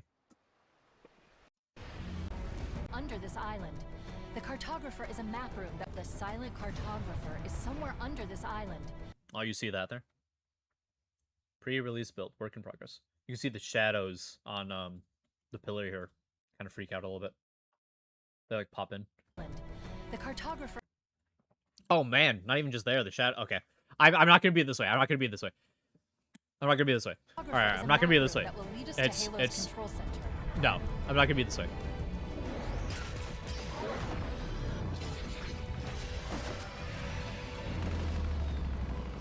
So I assume this is the in-universe cutscene though, then, right? Like this is the cutscene that's in the game.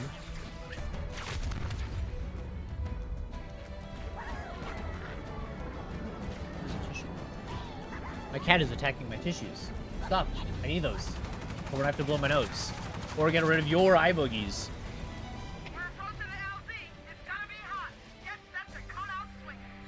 That. No, we're not.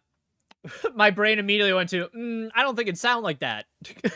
I don't think the voice line should sound like that. But you know what? Okay. So what do we have? What do we have?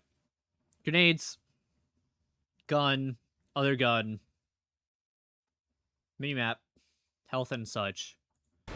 New objective. Clear the landing beach of hostiles. Oh. Modern video game has to tell you what to do. Can't just drop you into a linear map and say, just go forward. You have to tell people what to do now. Gotta tell people what to do. Whatever. Cox pistol, that's good. Every time Cox pistol. Did that, okay, that did a lot of damage. Okay.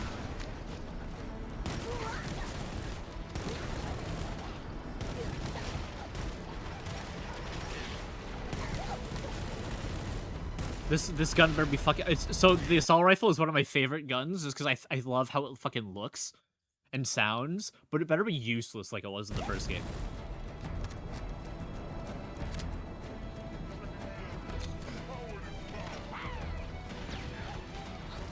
Oh, I forgot there's running. I forgot there's fucking running in the game now. I guess, again, I'm gonna say this every time. I'm not like a Halo purist or anything. Obviously, I came in a Reach, and then the next one was 4, which I played a ton of as well. I stopped after 4, because at that point I didn't keep getting Xboxes. I got the PS4 and then 5 and such. I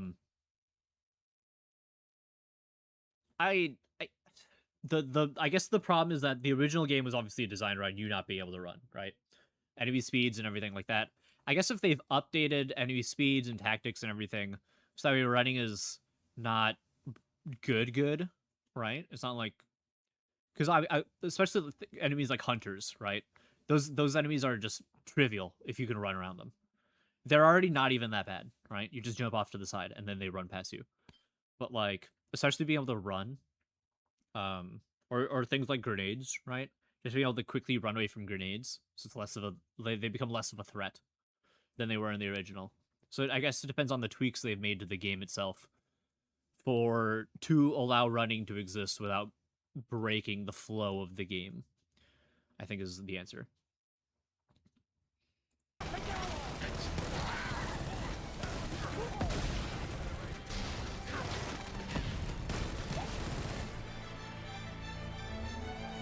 Okay, that sounded like it.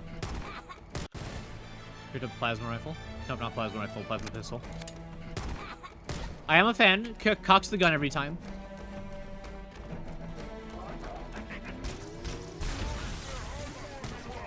That was a fast...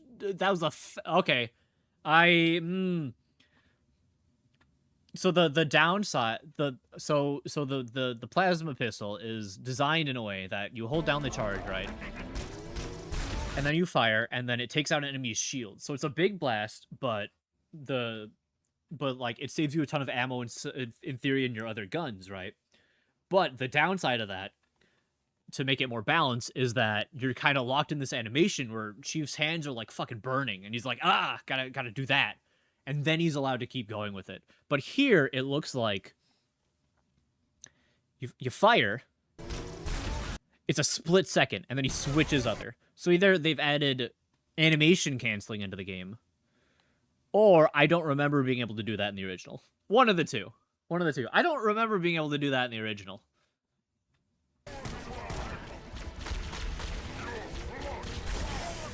Oh, there it is. It's a bit long. Okay.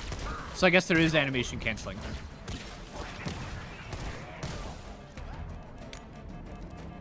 Area secure.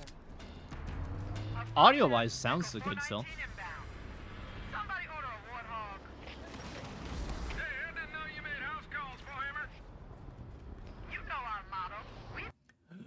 Okay, so a big part of the original game is the music, right? And one of the developers had mentioned that they use the music sparingly, so when it does pop in, it feels like a moment, right? It feels like something important, like you're there. It's like a big thing to hear the music. So to hear the music stop, and then maybe it's about to start again, but at least hearing it stop and then the couple of seconds of not letting any music play tells me that they at least kept that. Right?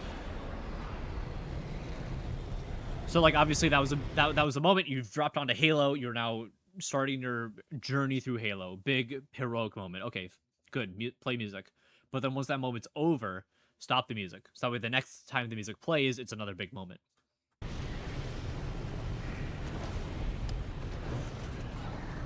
Let's go find the map room. That will show us the location of Halo's control center. I like that they're kind of just in the way. I've been able to pinpoint the main facility by cross-referencing Covenant survey data and religious texts. We were right. It's on this island. I've marked the entrance with a nav point. So that, I mean, that looks like Warthog. That looks like Warthog.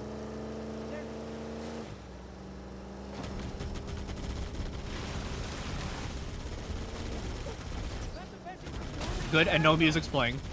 I'm happy with that.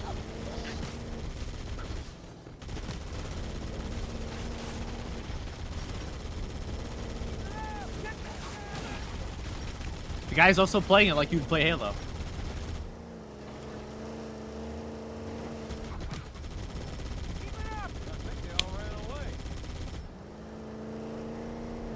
Okay. There, in the cliff wall. The silent cartographer is somewhere inside that facility. They're already inside. We have to get in there and stop them Alright, before they learn if the this was a location. real Halo player, they'd be trying to get the fucking car in there. The Warthog would be going through those doors, because I have done that with friends. One friend is driving in there, and I am on the gun, and we are just mowing through the hallways as far as we can get. We're pushing that car as far as we can go.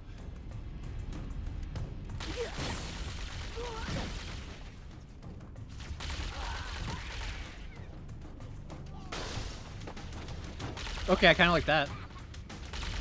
I like that. That looked good. Knee-jerk reaction 4 minutes in. I don't think it looks that bad. I don't think it looks that bad. Again, not big Halo purist or anything, but I don't think it looks that bad. Nice. Okay. So there's still like the overheating with your character, but it's a question of can you just swap out of that then? Because if the problem with being able to just like press triangle or Y, right? Xbox.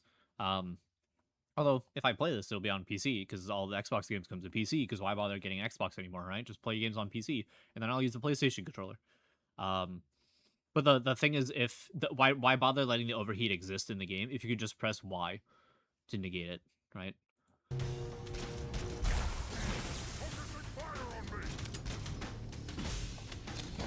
I've noticed each time they've let that happen. Real fight. So. The cartographer must be here. My analysis indicates Was that that him the real reloading it? fight, the cartographer must be here. My analysis indicates That didn't look very good. That didn't even look like a reload. That looked like he picked the gun up and then he picked it back up, and there's just more ammo in it. Fight. The cartographer must So he be picked here. it up and then it went. My Yeah, analysis that didn't look indicates very that good. The map room should be at the bottom floor of this facility. That didn't have the same Let's keep visual going effect inside. of when more spikes Don't let pop them lock out. the doors.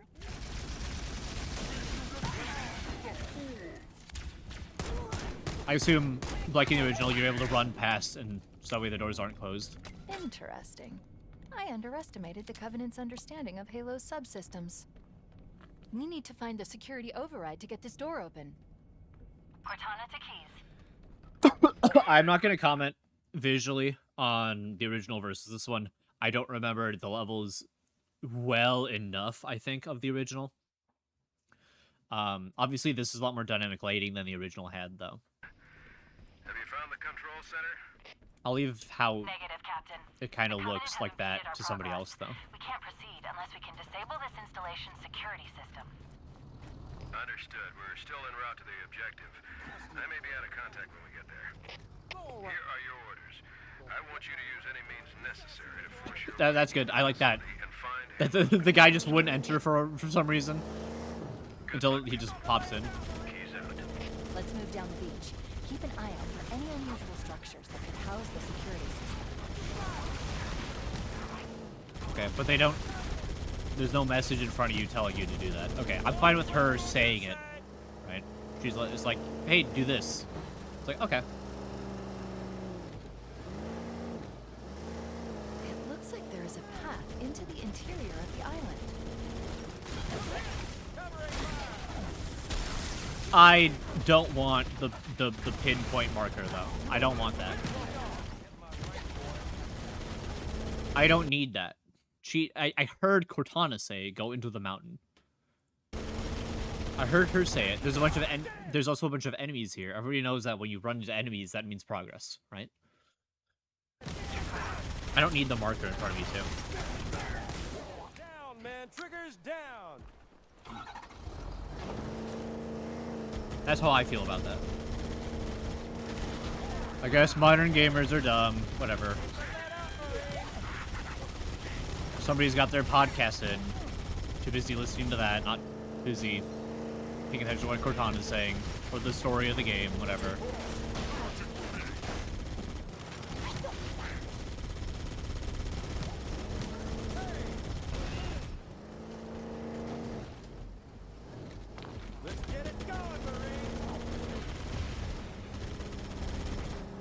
I feel like you're not supposed to have a car in this section. I feel like I remember not having a car in this.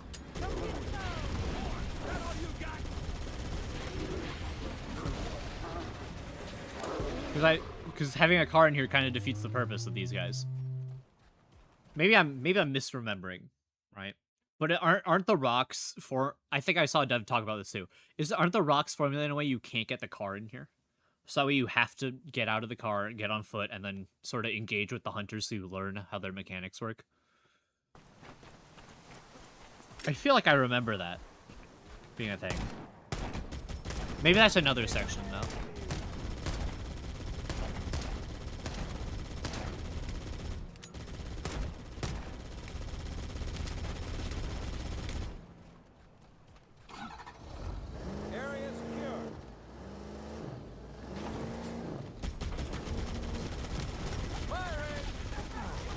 I mean, otherwise, I guess the place looks pretty. Right? Visually, it looks pretty. It looks like a game that we made now, I guess.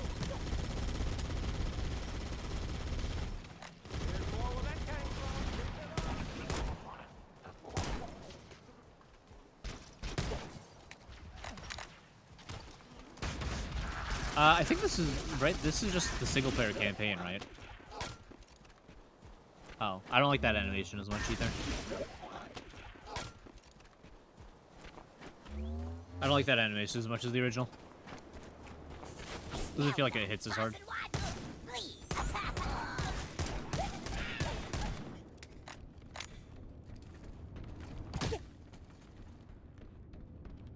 I also don't like how fast that was, because normally it's bah, and then flips, but it's slower.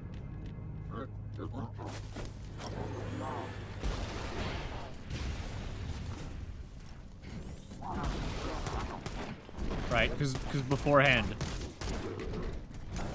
Yeah, okay, so the pistol's still really good. That's good. These things just don't hit like they used to.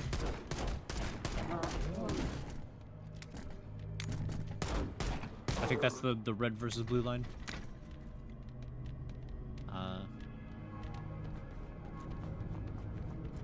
Use the holo panel to shut down the security system.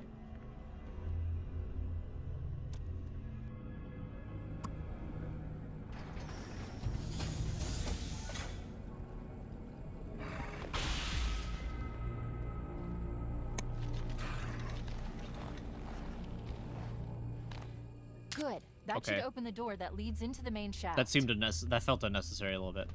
I'm trying to not nitpick for the sake of nitpicking, right? Facility. But when you got the original, and the original's so good, kind of, I don't know. Dropship Bravo 22 taking enemy fire. Repeat, we are under heavy fire and are losing altitude.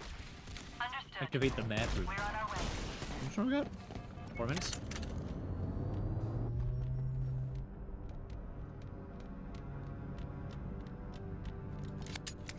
Again, I really want to see what the flood looks like for these. I just want to see the models, because I think the models will look really interesting. Bringing us some heavy weapons. After I saw we were up against hunters, I thought you could use them.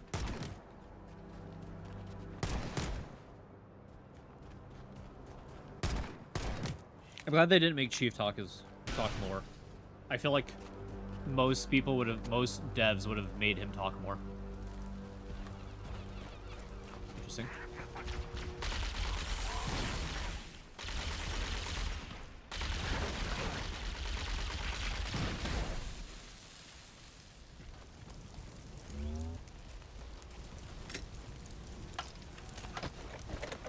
Gotta keep the pistol, though. Or not. Never mind, I guess. Gotta take it for the weaker assault rifle.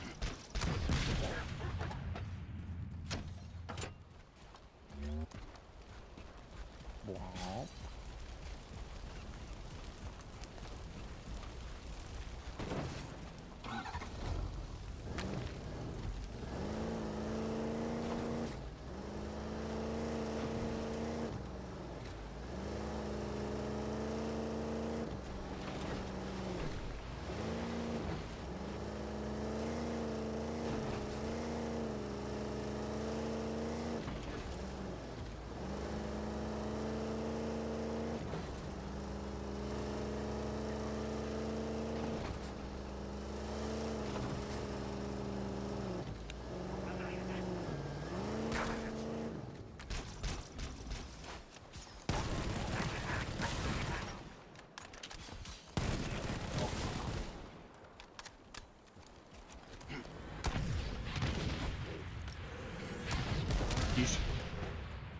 I mean, yeah, I mean the game looks good, but what do we think of the prices? Have they announced it? I'm thinking it's probably gonna be like $40, right?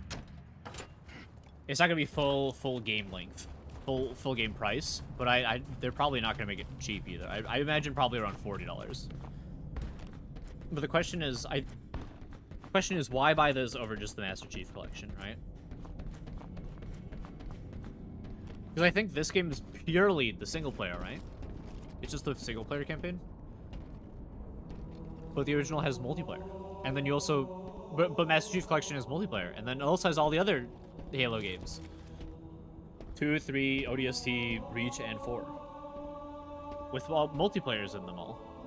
So it kind of becomes like, why bother with this? Right?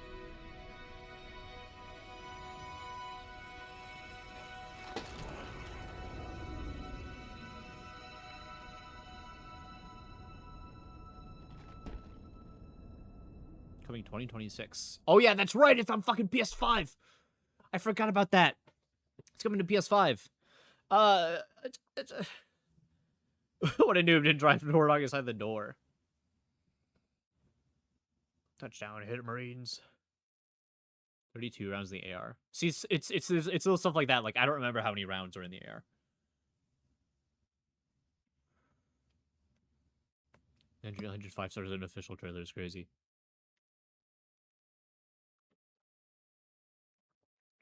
Why do they move the tree in between the mountains with the hunters that would spend 30 times trying to get the Warlock Pass? That's a key point. Yeah, that's what I was referring to.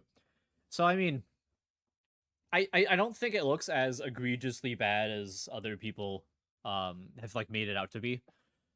Like, it looks fine, but I can't see why you'd want... What reason for getting this over just the Master Chief Collection. Like, Master Chief Collection just seems like a better package entirely overall. Especially... because this is just single player, so faithfully modernized remake of campaign rebuilt from the ground up. Yeah, it's just the campaign.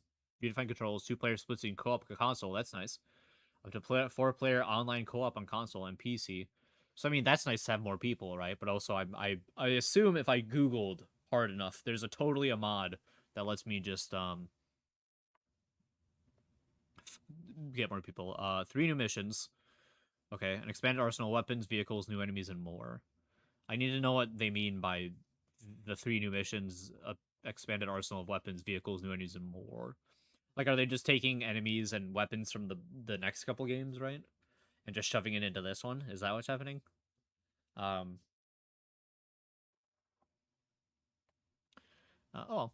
Yeah, I don't think it looks bad, but... I flew 10 hours for the Halo remake. It's broken. Halo's new remake misses the point again. We need to be honest about the Halo remake. Halo remake looks embarrassing. I don't know. It looks okay. It looks fine. But I can't imagine ever getting it over the original. The original just still holds up. It does. So. I'm on it. I need to see more. I need to see what these new things that they're potentially talking about adding even are. To be like, I should get this. I should spend the 40 or whatever dollars. So. Oh well. I almost just fucking ended stream and everything, but I'm not doing that yet. Alright.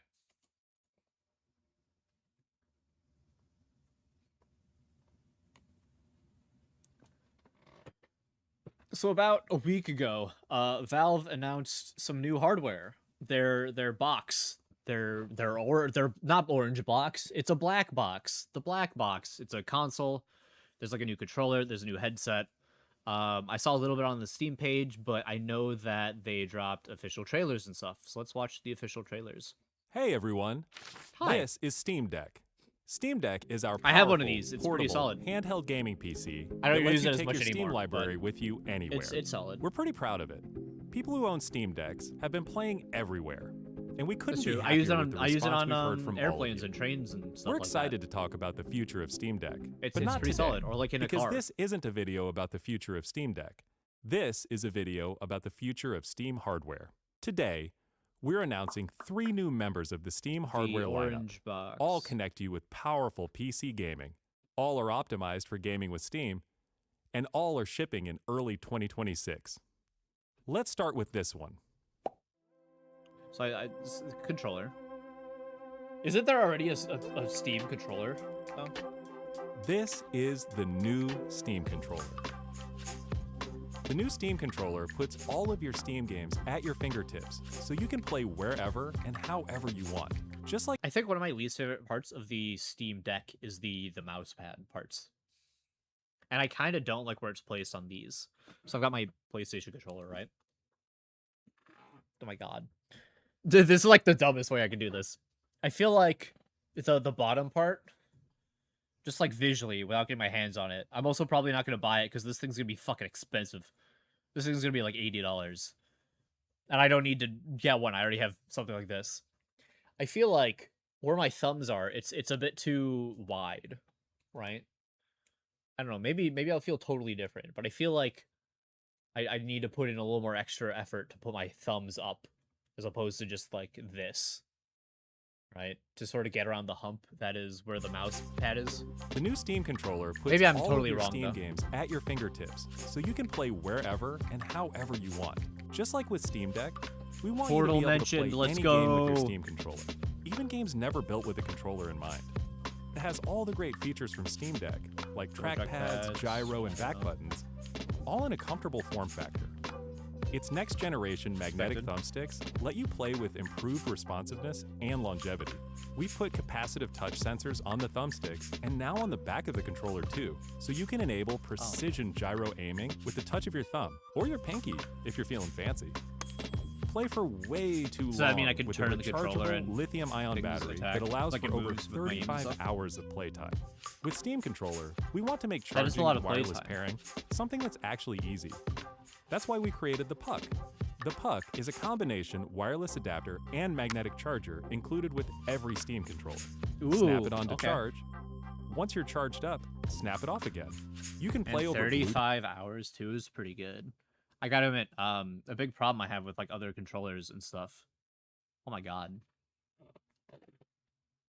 There you go. I just looked over and I was like, oh, where's my focus on me? A big problem I have with like the PlayStation controller and stuff is the thing lasts for like two and a half to 3 hours. And then you have to plug it in. And it's like, God, because it's got all these bells and whistles and lights and shit on it, just draining the battery constantly. So it will be nice to kind of, hold on, I'm making room for my cat if she wants to jump up. She is looking at me. That would be nice. Bluetooth or a wired connection too. The new Steam controller works with any device running Steam wired, or it's Steam obviously Link, good. whether it's a PC, Mac, handheld, smartphone, Yeah, you can Steam really jump Deck, up. or the new Steam machine. There you go. Oh, this is the new Steam machine. Leaked! Leaked. Here's our orange box. I mean, black box. Steam box. Steam Machine is a powerful gaming PC in a small but mighty package, designed for Shell, your games Portal on the big mentioned. screen. It's quiet too, which is crazy since it's 6 times more powerful than a Steam Deck, powered Quiet's by a good. discrete, semi-custom AMD GPU, enabling 4K gaming at 60 frames per second. So I think it's, from what I heard when people were talking about it, it's not as strong as a PS5. But, it's still... But anybody who wanted to get sort of stronger than that typically ends up just buying a PC anyway.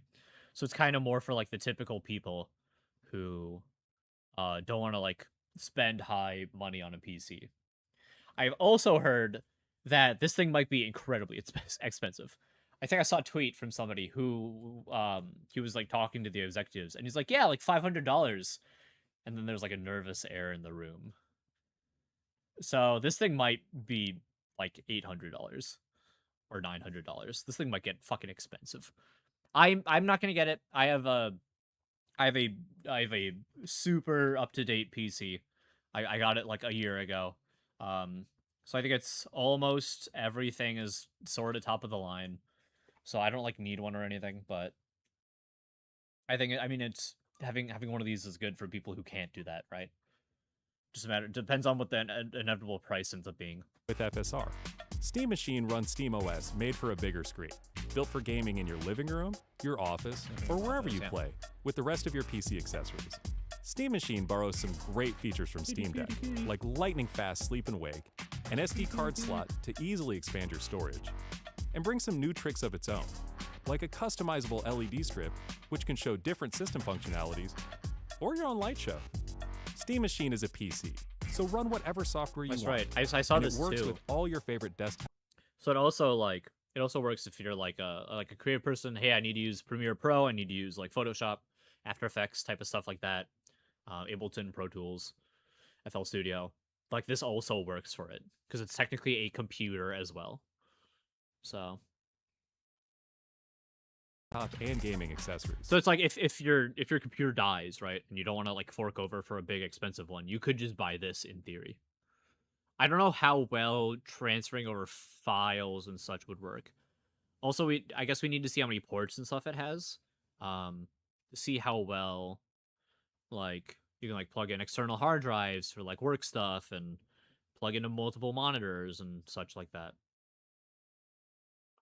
Or like I have like a Focusrite and then that I have to like go through for my mic and stuff. Like how well that would work for something like that either, right? Steam Machine is designed to work. Granted, if my computer dies, I just buy a new, whatever the top of the line computer is at that point. Just like, fuck it. Fork over the cash. That way this thing is set for the next like 5 years. I don't have to worry about it. What are you freaking out about? Somebody over there? Oh, Drew's over there. Okay. I lost my train of thought. Alright, well, let's keep going. Hand in hand with the Steam controller, with the low latency, wireless connectivity of the Steam controller puck built right in. And it's great for streaming I'm your most games curious about the next to your one. phone, The tablet, fourth thing, laptop, I guess Steam third Deck, thing they're or showing Steam off Frame. today. Oh, yep. This is Steam Frame.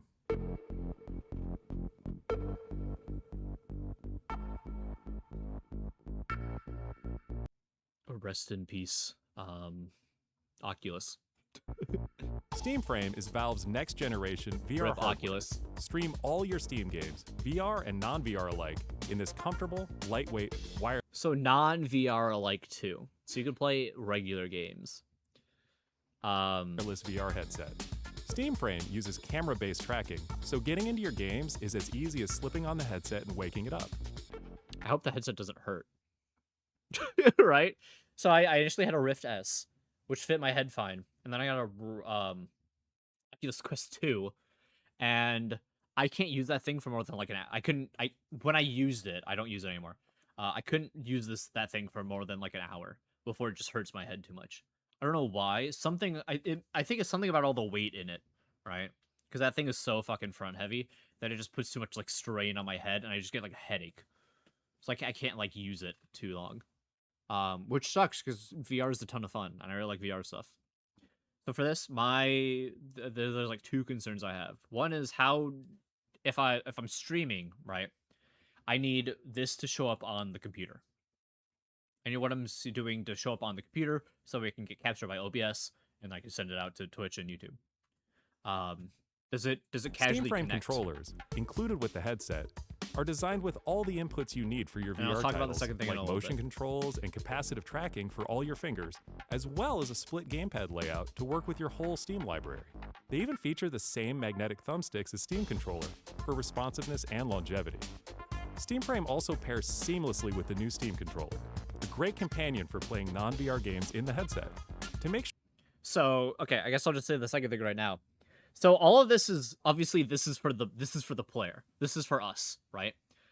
But this person is playing Hades 2 on this thing, this TV right here in front of their eyes. How are we not burning our face, right? VR is like, okay, I'm playing this VR game for like 5 or so hours, whatever. I'm like up and I'm moving around and everything. I mean, it's just in my eyes for 5 hours. Hey, I'm gonna just one more turn of Civ 5. Just one more turn. Oh, this thing's on my face for like 10 hours of Civ 5, right? Right? I'm busy looking at Hearts of Iron right now. And all I see is this map of Europe in front of me for 10 hours as I look at Europe and as I try to conquer Europe with this thing in front of me. How is there any protection for eyes? Because my worry is that I'm gonna like destroy my eyeballs with this thing, right? Like, if I get it, might get it. I've had my eyes on the Steam VR for a while. The problem is it's like $1,000, so I want to be in a situation where I know I use it and everything. But now that there's like this, I might just save for this, save up money for this, because this thing's also gonna be like a fucking $1,000 probably. So I wonder, does it also have the pucks, the trackers that you have to set up around your room, right? Because the Steam VR also has those. You have to set one over there and one over there, over there, and then it can look at you, and then your headset I think also has eyeballs to look out to sort of also figure out where you are. A great companion for Let's playing see what they non-VR say. games in the headset. Non-VR To make sure games. streaming is smooth and stable no matter what, Steam Frame includes a wireless adapter that lets you stream your games from your PC to your headset over a fast and dedicated Wi-Fi. Okay. Or dedicated Wi-Fi, but does the game also then appear on the computer? 6 connection, and the game is streamed to your frame optimized for VR, using new technology that allows for the highest resolution streaming exactly where your eyes are looking. And Steam Frame is a PC, running Steam OS. In addition to streaming, you can install and play a bunch of VR and non-VR games right in the headset without a host PC. You can Without a also host PC, expand your okay. onboard storage to fit even more games with a micro SD card. That's nice. Steam Micro SD. controller, Steam machine, and Steam Frame. All built with the same DNA as Steam Deck. All powered by Steam, work together, and can be used however you'd like. And then can I connect my PS5 controller to it? The With Steam Frame as whatever well? peripherals and accessories you choose. Everything you see here is the culmination of what we've learned from our previous hardware experience and what we've wanted ourselves as gamers. Powerful PC Also, here's gaming Half-Life 3. in an open ecosystem, giving you more ways to enjoy the games you love and discover new ones. Steam controller, Steam machine, and Steam Frame are all shipping in I early might go to their 2026. website real quick. Learn more at steampowered.com/hardware. Again, the controller and the black box are I keep wanting to say orange box. My fucking old ass brain. Or whatever. I'm not really interested in either of those. I don't really need either of those. But that Steam Frame though is interesting. I'd only use it for VR. I'd only use it for VR. I don't need to play I don't need to play Magic the Gathering Arena on my Steam VR. I don't need to sit there and be like, oh man, I'm getting my ass kicked in high def on blue IMAX in my own eyeballs, right?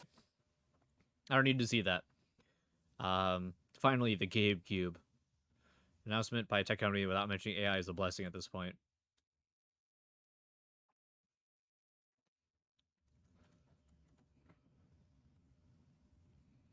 And by the way, here is Half-Life 3. Fucking god damn it. It's a blessing and a curse to have that up. Okay. Steam Frame. VR, non-VR. Steam Frame is a streaming first wireless VR headset that can handle your whole Steam library, step into immersive VR, or lean back and enjoy your non-VR catalog, and it supports standalone play too. And for comfort, Steam Frame headset is lightweight and compact, with the weight balanced front to rear for a comfortable experience. That's pretty big.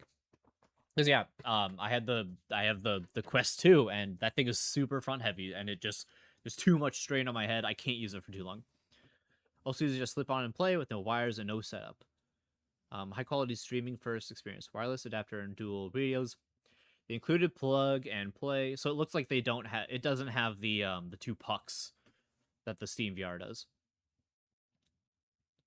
The included plug-and-play 6G HZ wireless adapter and provides a dedicated link for both VR and non-VR streaming. Steam Frame's dual radios make this connection even more stable. One radio is dedicated to streaming the audio and visuals, and the other is connected to your Wi-Fi. 2 dedicated links, no competition for bandwidth. That's nice. News feature that optimizes detail where your eyes are looking, and typically offers over 10 times improvement in image quality and effective bandwidth behind the scenes. Using low latency eye tracking data to steer the best pixels toward only where you're looking. So if I'm looking right there, it'll look really good. But then right here won't look as good, is what I'm getting from there. But the second I turn my eyes to right here, this looks good. That looks not as good. And I looked back, and then this stops looking as good, and then this pops back in my frame, but not as good, is what I'm getting from that. Just wake up the headset and you're gaming, no fuss, no setup. Once pancakes thin and light, customizable pancake lenses provide edge-to-edge sharpness and large eye box. Seamless audio experience, so the audio comes out of there. But again, what about, I assume I can still use my headset and everything, right? Speakers within each pair oriented, another fucking, no setup required. 4 high-resolution monochrome cameras provide controller and headset tracking. Infrared LEDs on the outside make tracking great even in dark environments. Easy battery access. So it's the typical... Okay, it's just one battery, though. Steam Frame is a PC and runs SteamOS, powered by Snapdragon 8 series. Either these words mean nothing to me. If they do, I'm just not. Without needing to stream from your PC. But can I? You've been verified for standalone games. Yes, there's a developer kit. Which is nice. So yeah, I guess... volume, camera, aux button, power button, camera, IFP, expansion port. I don't know what that means. Like what can I plug into it, I guess? Display, optics, IP, eye tracking, modular head strap, power, storage, cameras and tracking, connectivity, wireless adapter. Wireless adapter included in the box, Bluetooth, audio, size and weight, software, operating. So, if it does connect to the computer to show things on the computer, it'd be through Bluetooth, it looks like. Wireless adapter, and then the Bluetooth theme, dedicated link for the theme from controllers. But could I Bluetooth to the computer, right? So yeah, my main thing with the Steam Frame is I would like a new VR thing to do new VR stuff. At some point, I'm moving out of my closet apartment. Actually, there's more to the apartment, but my room is like a closet, and there's no real good spot for VR. So I could do VR, but I'd have to be sitting here on this headset that I can only use for like an hour before my brain takes damage. So idea is, oh, my cat was behind me.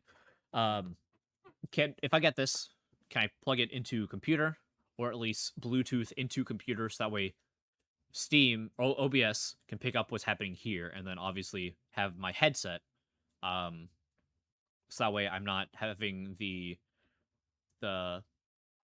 like this headset. So that way I'm not having the Steam Frame sending out audio, because then the mic will also pick that up, right? And then I guess how good, if it has a mic, does it have a microphone in it? How good is the microphone? Speakers, microphone, dual microphone array. I guess the next question is, how good is that microphone? Can I just use that and then I just change the input on OBS and it picks it up no problem? Likewise, no, I think I'd want my own headset on as opposed to the speakers, especially because if I'm going to do something like a horror game, right? I'm playing like Phasmophobia, whatever other horror game. Half-Life Alyx has horror elements, stuff like that. I want to go back and finish that game. I never finished it. I'd restart it. But I really liked what I played. I'd still want to play the second FNAF VR game that I never played. Like I'd want to use these as opposed to whatever the headset audio is. So that way it's like in my ears, it's more immersive, right?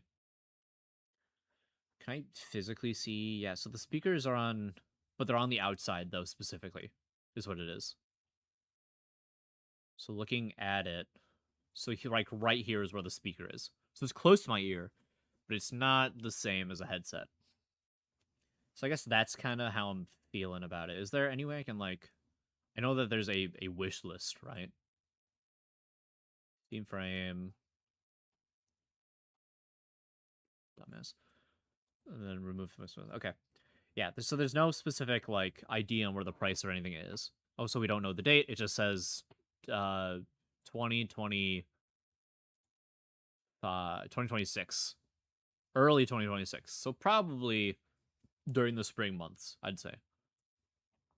But cool. I mean, I'm interested.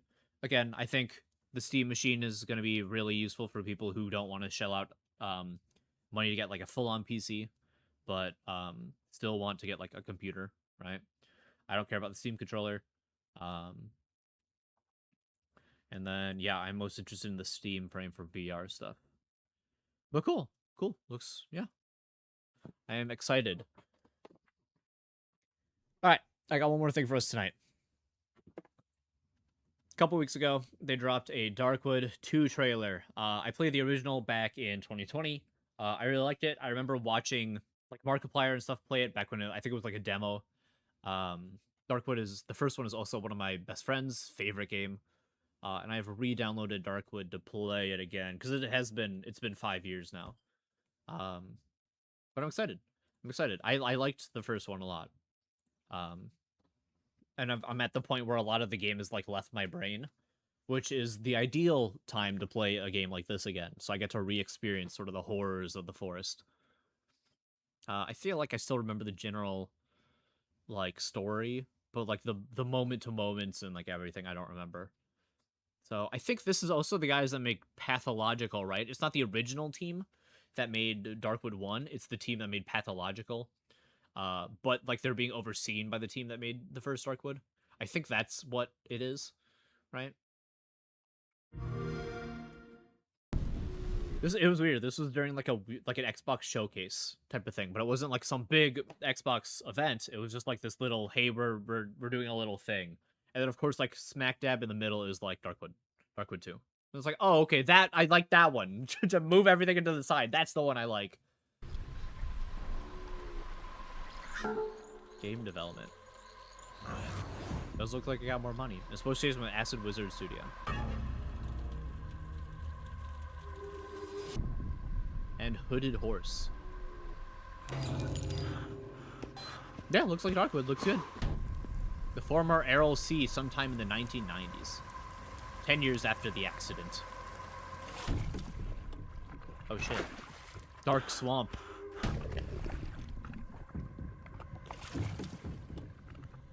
It looks creepy. Oh, nice. Swamp monster.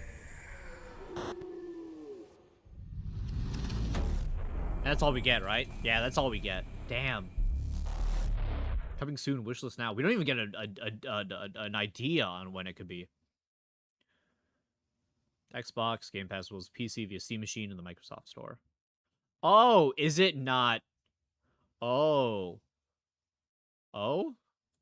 No, you're wrong. I think you are wrong. Darkwood. Yeah, you are wrong. It is here on Steam. Yeah, you are wrong. You are bad.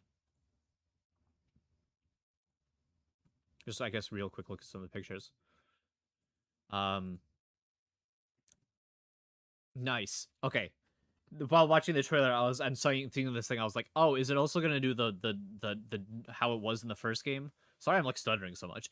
Where like the characters over on one side, and then it's sort of the dialogue. But yeah, it looks like it is. That's good. I mean, visually it looks. I mean, it's even got like the hand of the original, right? It looks, yeah, it looks good. I am got weird monsters, freaks out and about. I'm not seeing. In the original, you'd kind of like be out, you'd have time, and then you'd have to go back to your base and defend it for a night, right?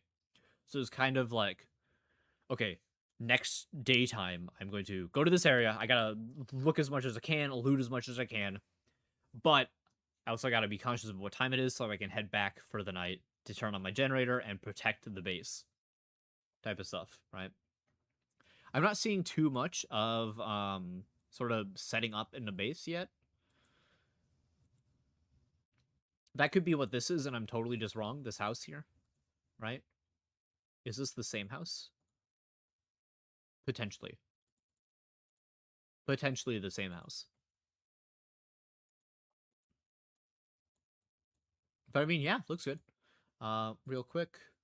Icepick Lodge is the pathological people. That's correct. Damn, when does January 9th is when 3 comes out. Okay. I need to... So I tried playing the first one, and I didn't super get into it. But publisher is Hooded Horse, which...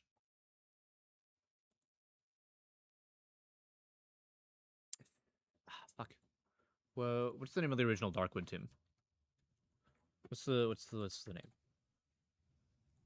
Acid Wizard Studio. So during the trailer... Right, you're not going to get audio from this because I don't have it set up as in association with Acid Wizard Studio. So to some degree, they're on there. In the aftermath of the Soviet Union's collapse, the dying Aral Sea has become the site of an anomaly, an eerie forest that swallows everything in its path. No one knows where it came from or why. Retribution, perhaps, for humanity's abuse of nature. All around lie the ruins of a vanished world, deserted villages, rusted ships, marooned in sand, derelict oil rigs, power stations, and factories on the verge of collapse. A secret biological lab sits in silence on a remote island as roving gangs of looters, bikers, and former soldiers control the remaining population through fear. Nomads travel through these lands with no rest or respite, day or night. Even walls can't guarantee safety. As the world loses its humanity and as the so-called corruption of the forest spreads, one can't help but wonder, is it really better to remain human, or would it be best to dive in? Best to give in, dumbass. Only the heart of the forest holds the answer. I'm seeing, as I'm like reading this, I'm seeing one shot here that looks interesting. Darkwood 2 sends you on a dangerous, meandering path across barren deserts, through thick marsh, and on deep waters alike. As the locals fight to keep the slowly spreading woods at bay, you must rely on your wits to overcome your fears and find your way. There are no quest markers or waypoints to guide you. Scavenge for resources, craft weapons to protect yourself, and seek out shelter by night. Okay. Build barricades and traps to hide behind, securing yourself against an enemy that can strike from any direction. So it seems like the base defending at nighttime is still the same. That's good. Will you cower in a cellar as the doors creak open and close a few floors above you? Or will you stand against the horrors that stalk the night? Or perhaps you'll choose to rely on strange concoctions to gain new skills and capabilities that may just keep you alive, in a manner of speaking. Meet twisted characters, each with their own motivations. Learn their dark backstories and make decisions that will determine their fates and impact the world itself, changing your story as you move through it. Ooh, does that mean there's more like endings and stuff? But yeah, I mean, sounds like more Darkwood, sounds more promising. Seems like Darkwood but with bigger budget. So I'm on board. The first one was really good. Hopefully coming soon does not mean it takes forever. It's being developed by Icepick Lounge, and they've got their next games coming out in 2 months, I guess, which is just technically the Doctor path of the first one, right?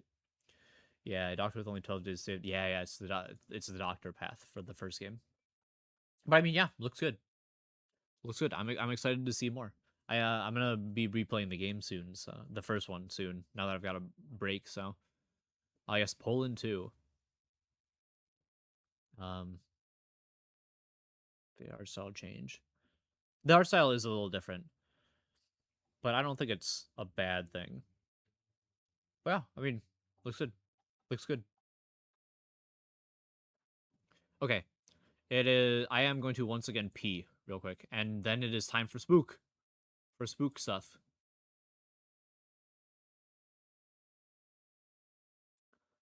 Yeah. Let me pee real fast. I'm gonna pee. I'm gonna do that pee thing.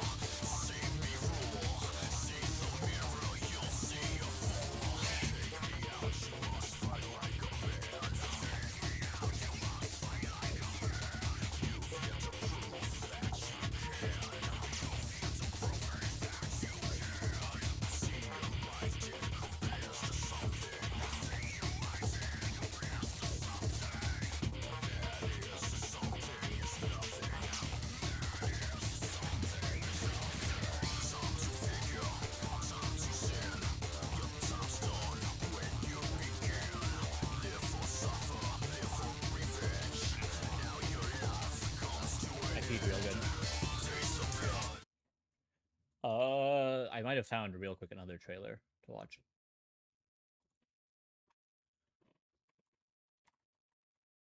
It's something I saw earlier. I don't know if Blue Fish game.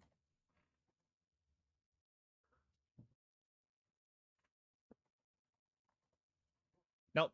Nope. Looks like I hold on. Maybe I can find it on Steam.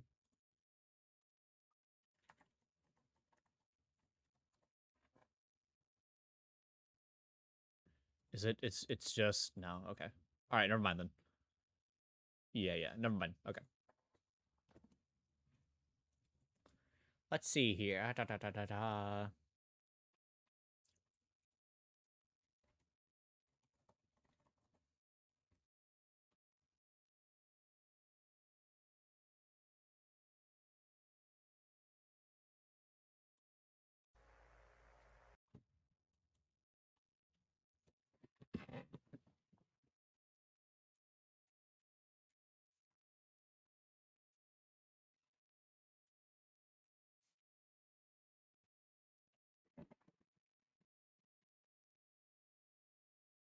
So I think I'll watch this and then we'll call it a night. Some of this reacting stuff took way longer than I thought it would, but that's fine. All right. So today we're gonna watch Vita Carnis Terminal. Hold on. Actually, let me see if this is the first one.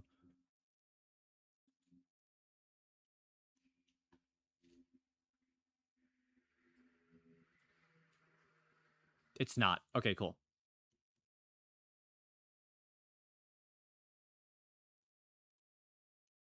So let's see. Vita Carnis viewing order.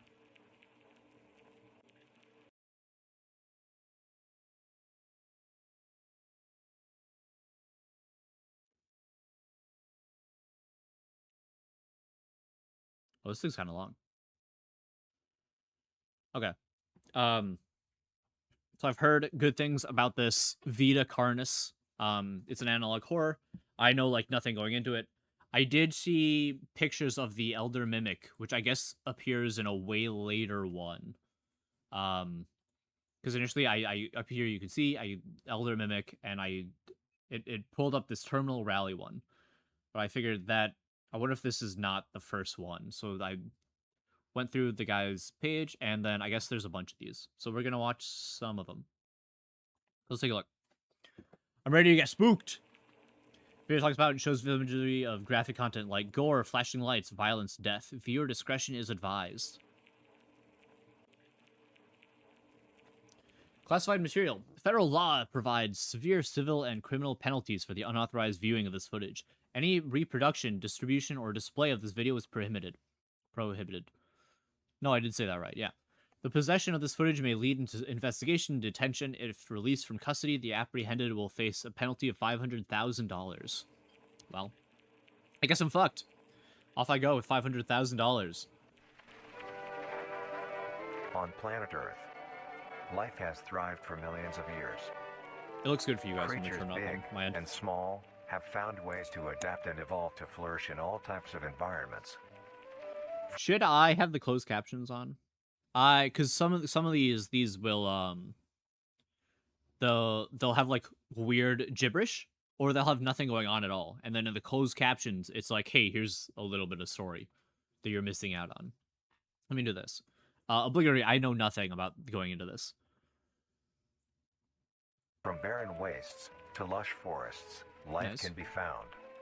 Okay. Earth has homed these creatures since the dawn of life itself. Only until very recently, things have changed. New life forms have appeared all around the globe, Bunch of and completely freaks. changing the balance of nature and what we know about evolution itself.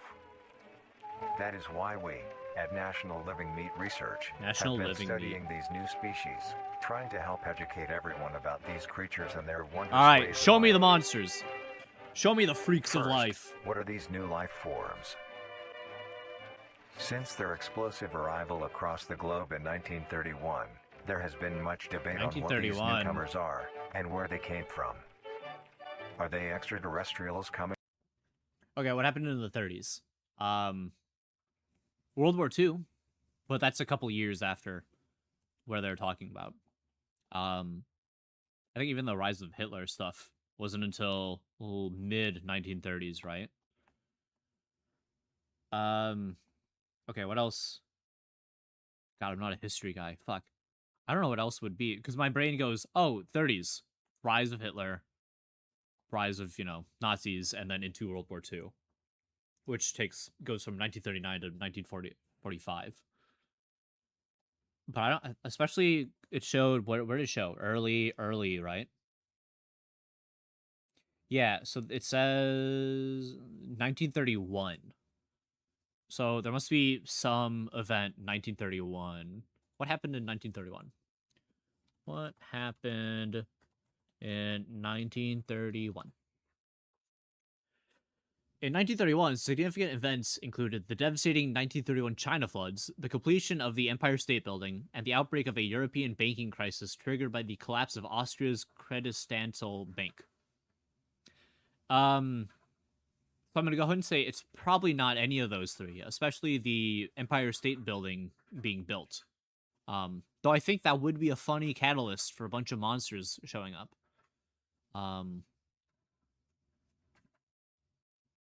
Yeah. Oh, I guess we could Hail Mary that these are being made by people is a result of the banking crisis in Europe. Maybe we'll throw that out there.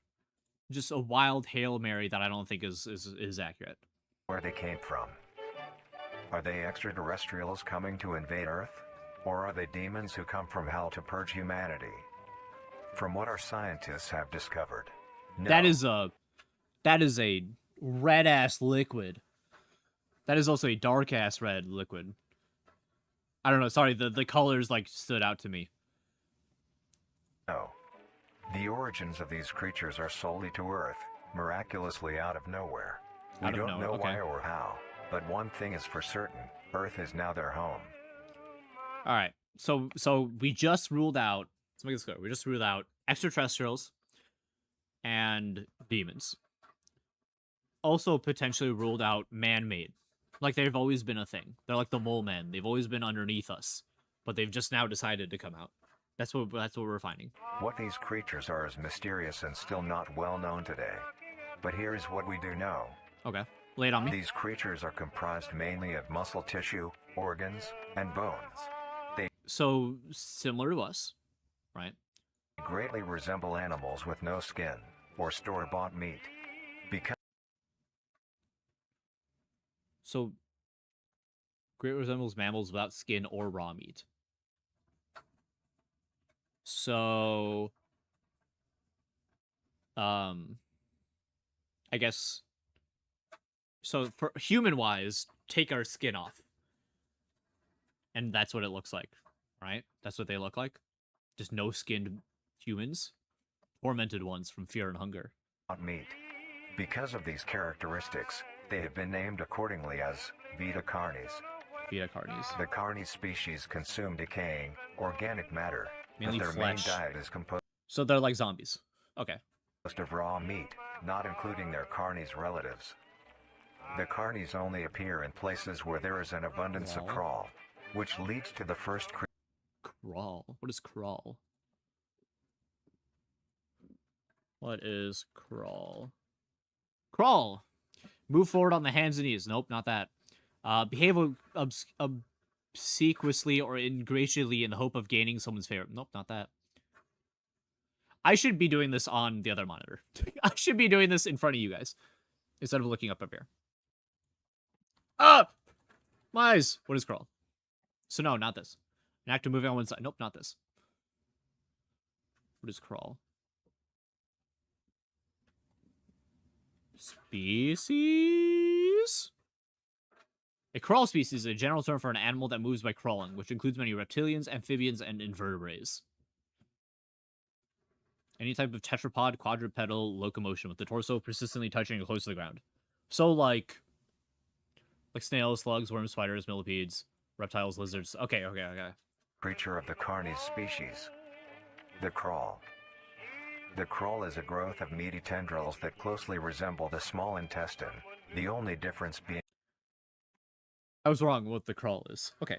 let's go back. Carnies only appear in places where there is an abundance of crawl, which leads to the first creature of the Carnies species, the crawl. Okay. The crawl is a growth of meaty tendrils that Crawl anatomy closely resemble the small intestine, the only difference being the dark red coloration. These tendrils grow in a similar pattern as vines, mold, or fungi. But what about the small intestine part, you said? The crawl. Crawl. The crawl is a growth of meaty tendrils that closely resemble the small... So I guess the tendrils themselves resemble the small intestine, but then, okay. But it grows like vines. Okay. Small intestine. It looks the like only this. difference Looks being like the this. dark red coloration. These tendrils grow in a similar pattern as vines, mold, or fungi.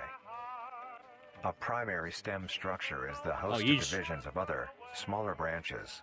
And each tendril contains a variety of veins, arteries, and other similar organs used to transport nutrients absorbed from its surroundings. So it's like a parasite, sorta, right? It absorbs from its surroundings into itself, and then it seems to grow. So it's like a parasite. The ends of these tendrils are equipped with organelles used to absorb water and organic matter necessary for growth. Yeah. The source of It's these like a parasite. organic materials is mainly found in dirt and soil on surrounding surfaces. So, or I guess it's more plant-like then, mainly found in dirt and soil on surrounding surfaces. So it's more plant-like, I guess. But it okay. Using bear macabre.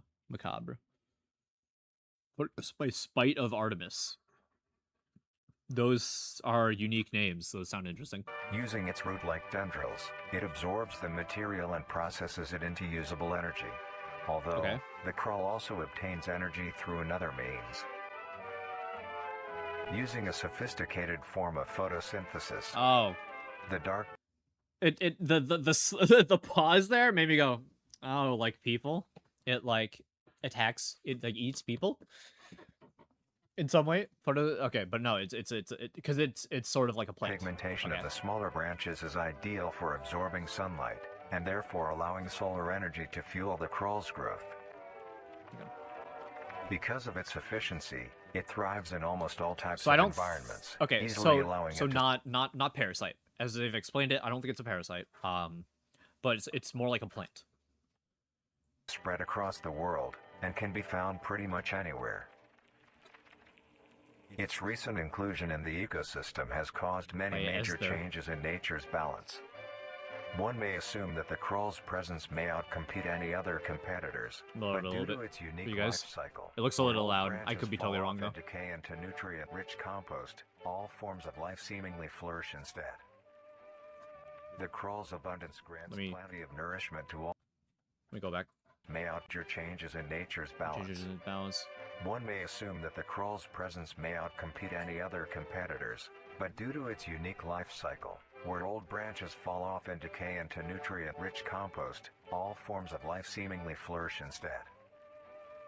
The crawl's abundance grants plenty of nourishment to all animals, from plants feeding on the decayed crawl, herbivores thriving on increased plant population, and carnivores feeding on both the abundant prey, and are able to eat the crawl as well.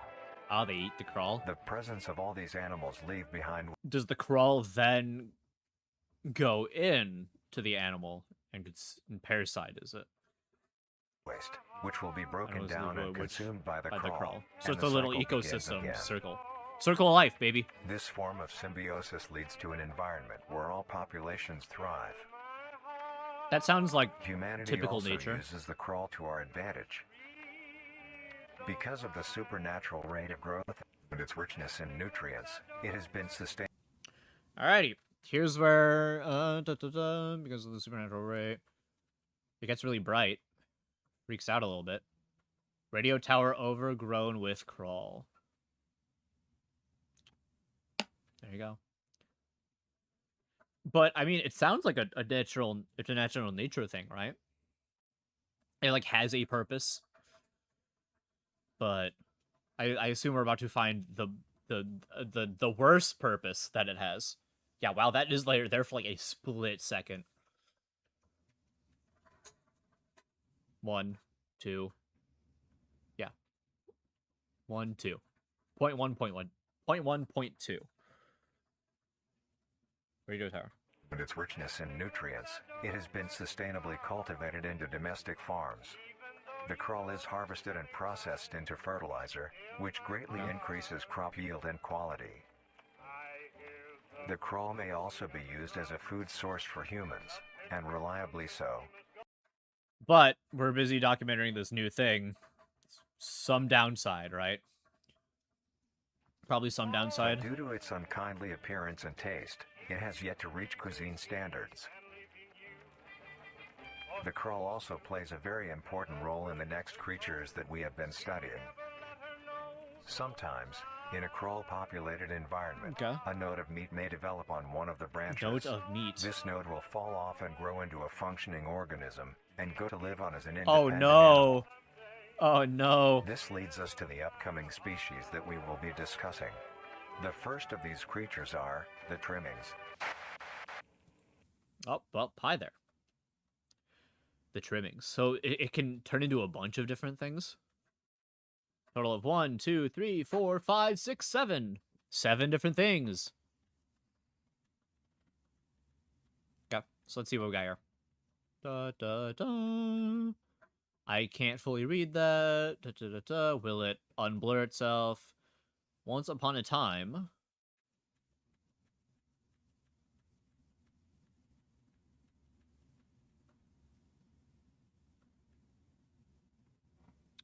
They're literally for a frame. Right. 1 frame gone. So this is once upon a time. Okay, this next picture is a clearer version. I have no idea what the story is. There was a distant kingdom. The kingdom was no, it's gone. Places and have what? No, it's too borked. I can't fully read it. But I assume this is backstory on the crawl. Okay. Alright.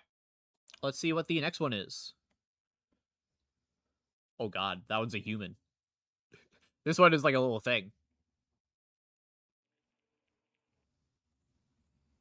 Alright, this one's kind of short. 2 minutes.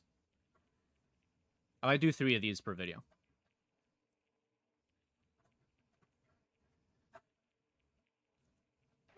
The trimmings. I don't think the closed captions are going to have anything. They didn't in the last one. They might still in the future. Small animals that Oh god! Oh god! Horrifying! Oh god, what's that? Kill it!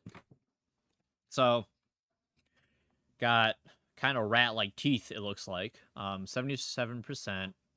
Something and fat. Body is flesh.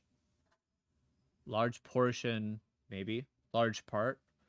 But a large something, body is flesh. I don't like it. I don't like it. I don't like it. Get it out of my face. Trimmings. Trimmings are small animals that resemble skinned raccoons. They are commonly known to have a plump body, round head, small eyes, nose and ear holes, and an agape mouth. They are also... Where is the ear hole? Show me on the doll where the ear hole is. Because I see the nose. That looks like the nose. There's the mouth. I don't see no ears. I don't see where an ear would exist. Equipped with a diversity of limbs. 6. All individual trimmings are unique, each with a different body shape, number of limbs, and other characteristics. Unique freak. One thing they all share in large common majority is of that body they are is made flesh. mostly of meat tissue and are a maximum of 20 centimeters in length, no larger than a basketball. Damn. Little roly-poly Its ass. life starts with its separation from the crawl. Or armadillo. Armadillo is one of them. That is edible and able to consume. Although Like it is what? an omnivore, being able to hunt meat and forage for plant matter, trimmings are almost entirely scavengers. Their diet consists of rotting plants and meat, including, but not limited to, fruits, vegetables, roots, seeds, insects. Could it, in theory, kill a chicken? It runs into a rat. Can it kill the rat? Probably, right? A red beard. This is Vita Carnis. And deceased animals. Although its appearance is unsightly, it is a... Unsightly is the nice way of saying it. Jesus Christ. Put some skin on it. Jeez. Cowardly creature, only fleeing, screeching, and hiding when threatened. Because of its lack of defensive traits, it lies near the bottom of the food chain, making it easily overpowered and picked off very regularly by It's gross. predators. Naturally, its population would eventually die out. This is not the case. Nope. I saw it. No. What is that? Mass trimming infestation. Estimated 400 plus trimmings gather under a large abandoned satellite dish. Oh god. All the flesh is turning into one big flesh beast. Mass trimming infestation. Wait, can I actually wait. Can I read the other parts that were crossed off? Hold on. Predators. I went back too far. Actually, occupation X. The reason and turn off. The reason 1.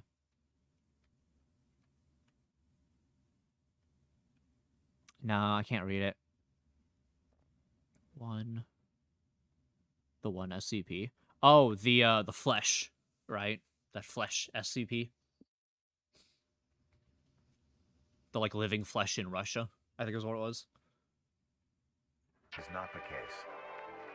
The crow constantly produces a large quantity of trimming nodes, keeping up their numbers.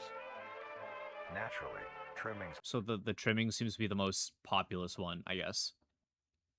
Especially with that news clip, if it's that many. It'll keep these ones out.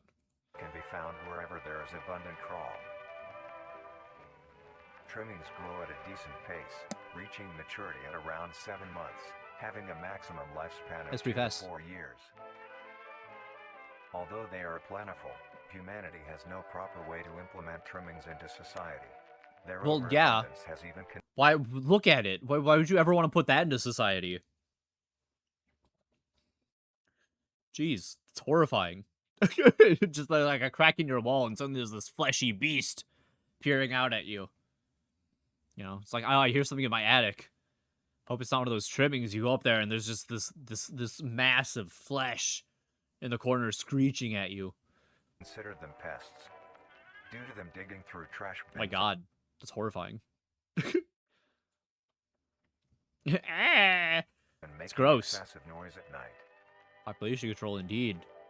Besides all of this, some people still keep trimmings as pets. Why? This thing looks like it bleeds everywhere. Like it gets blood on everything. Like underneath the bed is just a pool of blood. And relatively domesticate them. Domesticate them. Nuisance or not, trimmings are a wondrous creature, from their plentiful numbers to their skittish nature. Oh, something's about to pop up. A thing to behold. The next species on our list is the meat snake. The meat snake. Oh, here we go.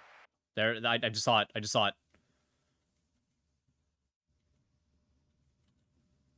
God, don't fuck with me. I got an attack flesh tick. My thing will eat your toes. Don't even try it. My little nibbler. You know, your toenails, it's gonna bite them. It'll eat them. No, there's like no world I read this. So, something Great Storm swayed the boat. Yeah, that's all I got for it. Don't fuck with me or my meat tick again. What's the one meme? I've only had this trimming for a day, but if anything happened to me, I'd kill everyone and then myself. It's like one of those.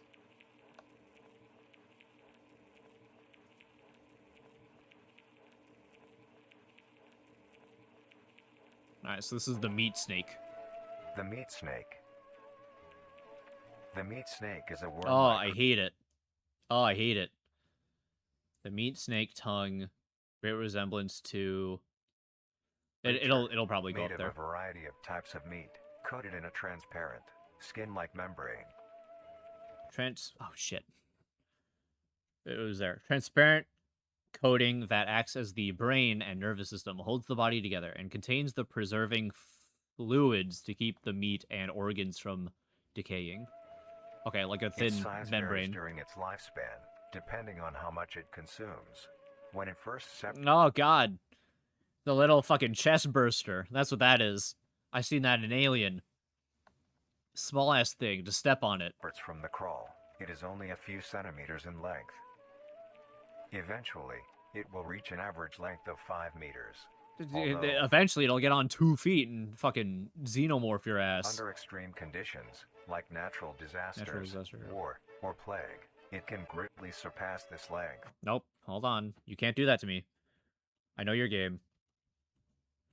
Largest meat snake ever discovered. During a sweep of underground sediment made during the war, a massive-sized meat snake was discovered, stuck inside an underground rail something.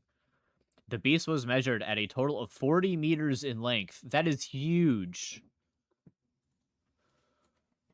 I'm American. Hold on.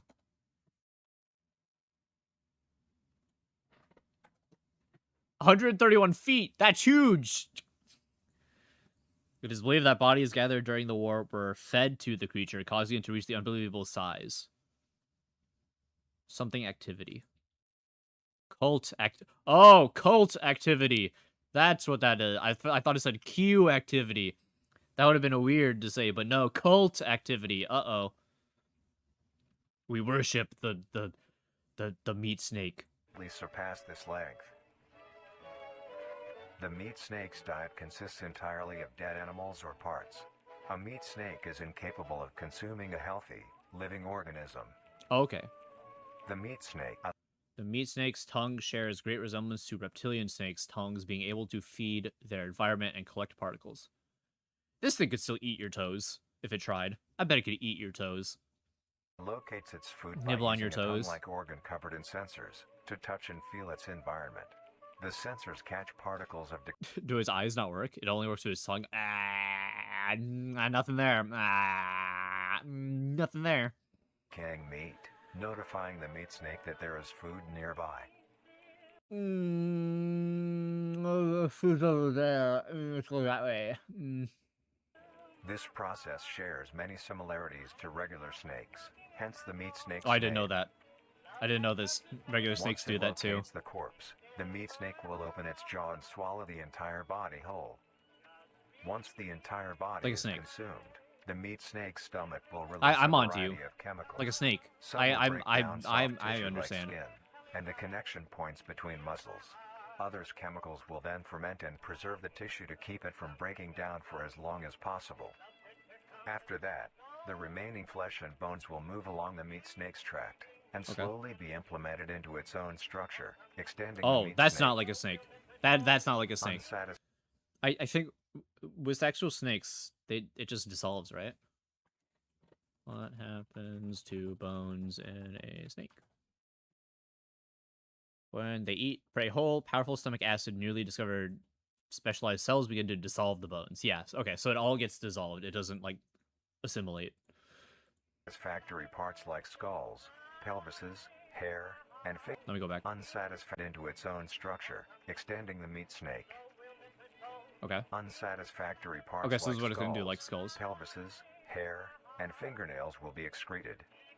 Poops. It poops. Speaking of skulls, the meat snake will take the skull from the It'll consumed organism poop and your use whole it as skull its out. own. Each meat snake has Oh. its own skull, each corresponding to what that one has consumed. That's is it like the first one it consumes? That's kind of fucked up.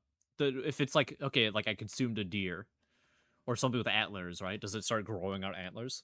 Oh no, I guess the antlers aren't a part of the skull, technically. So. During its lifespan, it will swap or replace these skulls if Oh, needed. well there you go. A meat If snake's needed. lifespan depends entirely on how much a meat snake consumes.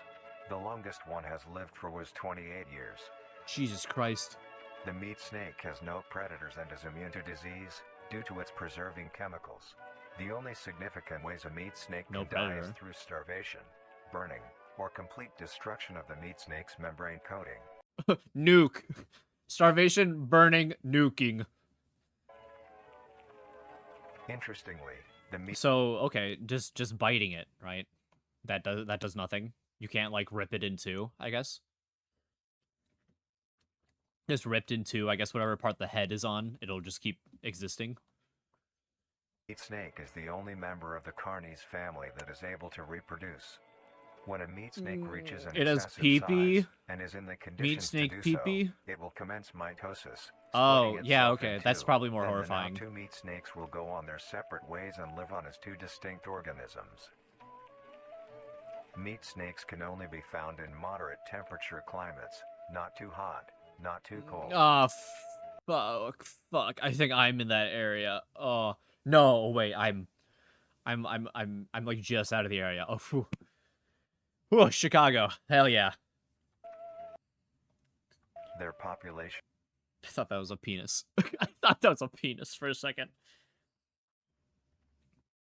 Yeah, that's horrifying. That thing's huge. And it only dies through burning and starvation and absolute decimation. What the fucking flamethrower time? Jesus Christ. Depends entirely on the amount of corpses available. Where there is death, there are meat snakes. Humanity will How long does it take for it to starve, I guess, is the question, right? use them to our advantage. Meat snakes are a very efficient and clean way of disposing of any meat products. The preserving fluid within the meat snake's body disinfects the carrion, preventing the spread of disease. Okay. Can we use that? Humans use meat snakes in butcher shops as a waste bin. Dispose roadkill within war on the. Oh my God. you got like a little bin, like a carving in the ground. All right, just, over the lid, in it goes. Let's close that down and hope the thing doesn't grow too large. Back down, get in there, Battlefield to dispose of festering bodies and parts, more body. and within zoos to dispose of deceased animals. They are extremely tame, not caring of any. No, you can't show me that picture and say they're tame. That's not it. That's not accurate. You can't say that. Those two statements do not work together. You cannot convince me it is tame and then show me that. Sorry, that doesn't work.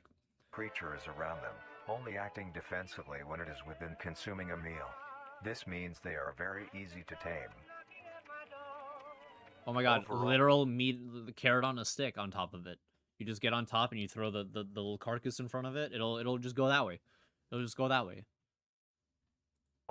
Meat snakes are a marvelous creature with a very interesting way of sustaining itself. Oh, whenever they start talking so positive about him, we're about to get something. I gotta frame by frame it. It is an amazing experience to encounter one, as long as you don't mind the smell. The smell, that's fair. Our next creature is the mimic.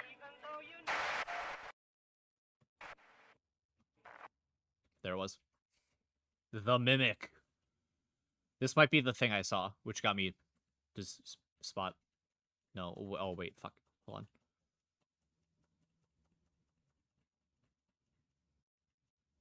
Oh, there it was. Okay, I can't see that. Oh, there it is. After being stranded at sea, the young prince eventually was cast to an island. Injured, the prince stumbled his way into a nearby cave. The prince used what magic he could to put himself into a healing sleep. Okay, so we've got 3 different fairy tales, it seems, to some degree. Okay. All right, this next one will be the last one, because then I gotta get out for the night, especially with how long I'm making some of these go on.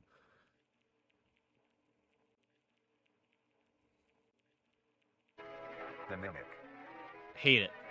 The mimic is a bipedal creature with uncanny similarity. Wow, that sucks. Look at it. Hate it. I fucking don't like that. Coding of a dense something. Yeah, it'll tell me later. Anatomy. They greatly resemble humans without skin, with added exaggerated features. These features include extended finger length, longer limbs, bulging, empty eyes, and their most prominent feature, a wide, teeth-filled mouth contains smile. At almost entirely in scissors. Will a something curse and I don't know what those say. Although it resembles I did teeth dental talk. I don't know. And their most prominent feature, a wide I hate the dentist, so I don't know. Although it resembles a happy face, this is due to coincidence and is only how their facial structure is shaped. Luring people. The maw of the mimic mouth contains almost entirely incisors with a few canine and much more teeth than humans, and their teeth is comprised almost entirely of incisors, with some canine and premolars in the back. This is tooth Thank you for telling me, composition is letting me know. ideal for biting down onto meat and swallowing Chuck's whole. Ah. A mature mimic's diet is comprised entirely of human flesh. I was literally, before it said human flesh, I was like, humans. Oh no.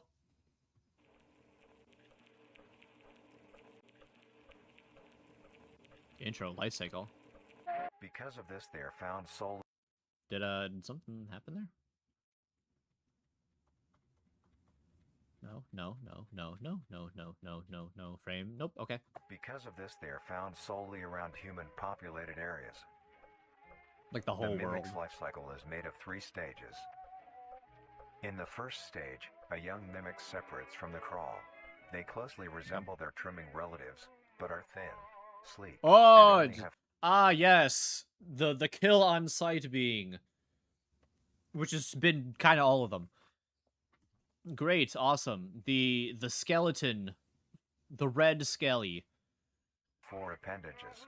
In this stage, the young mimic will hunt small animals, moving on to larger and larger as they grow. Once large enough, it will begin metamorphosis into the next stage. So with the crawl, they create farms, right?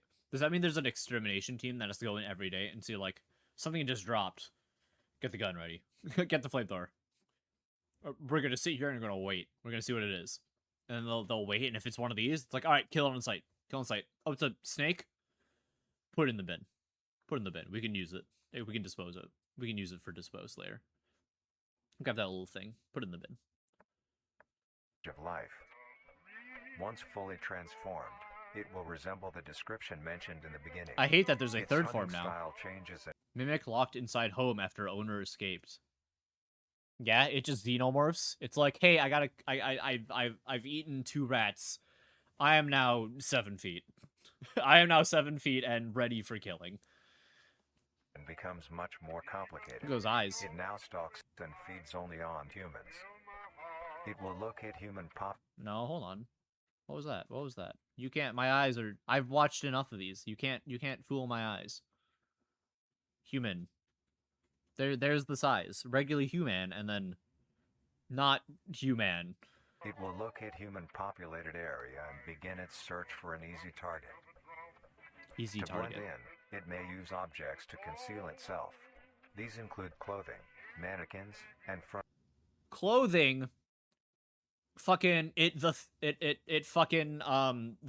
Ben Grimm's with a trench coat. It fucking Teenage Mutant Ninja Turtles. Raphael in a trench coat. That shit.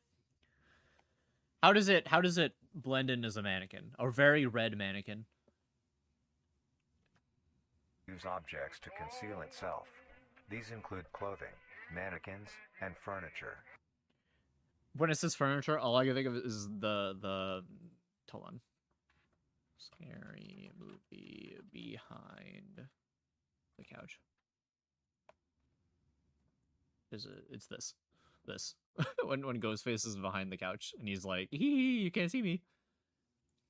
that's what I think of, because it's this huge red thing. What do you mean? It's hiding behind a couch. Once a target has been found, the mimic will observe its prey and learn its routine and when it is most vulnerable. Oh god, this is typically when the human is asleep at night. Once the prey is within position, the mimic will advance silently until it is close enough. The mimic will then execute and immediately begin consumption. Executes first, so it's smart. Once the mimic has had its fill, it will leave the scene, a fair distance away from the human population, and begin to digest its meal. Stationary mimic found outside of town, presumably digesting last night's meal. So it just vibes there. It enters. It like passes out for a little bit, because it just sits there and consumes. Although, in the case that a human is awake, a mimic will use a variety of sounds to either lure or startle. That got me. So I have that sound effect on Twitch as a like sound effect. So I heard it, and for some reason I turned to the right and I looked at my window and I thought, oh fuck, it's there. It's at my window. And then I looked left at I was like, oh right, it's a sound effect. I'm aware of this. I looked left at my activity feed for Twitch, and it was not played. So in the fucking video, god damn it. In the case that a human is awake, a mimic will use a variety of sounds to either lure or startle prey into cornering themselves. Once a human is in place, it will swiftly attack and kill the helpless target. Oh, video time.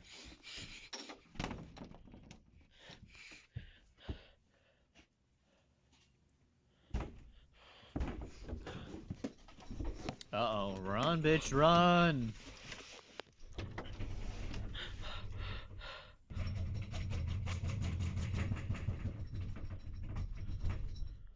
So anyway, I started blasting.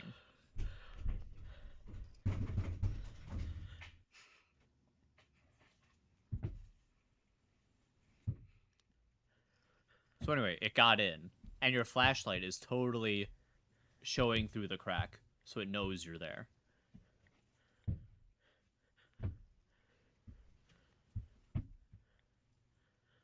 I like to point out that this is a promotional. This is a you know, helpful video that this would show people. So at a certain point when they're making the video, they're like, you know, we got this footage. Let's throw it in there. Maybe it would be fun to, you know, show what this real threat is. Sort of like rip it open and kill her.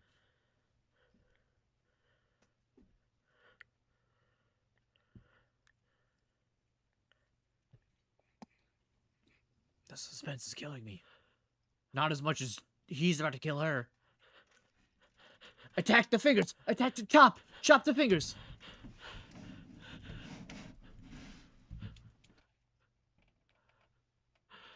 Hi there! I think I've seen that. I think I've seen the slight something like this. I think I've seen this before. It's kind of I think it's kind of funny. I think it's kind of funny. I'm sorry. It's rude to laugh. But I think hi there, you got games on your phone?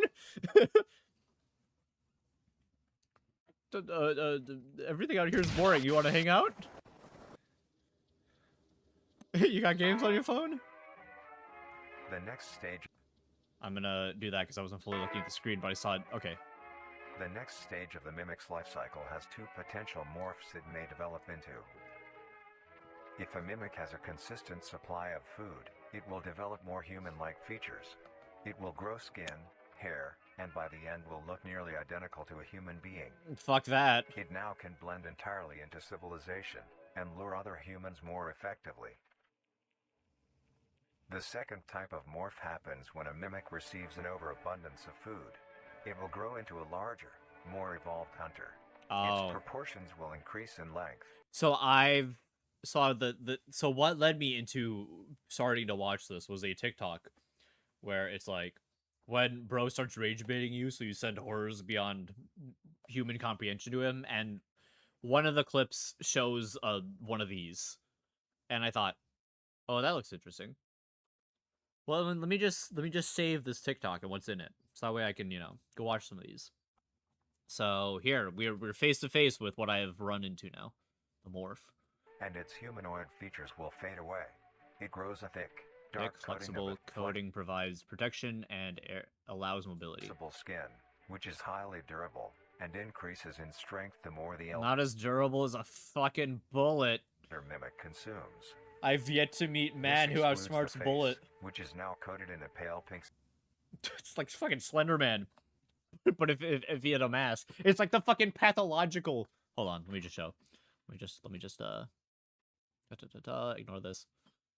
Pathological. Can I? No.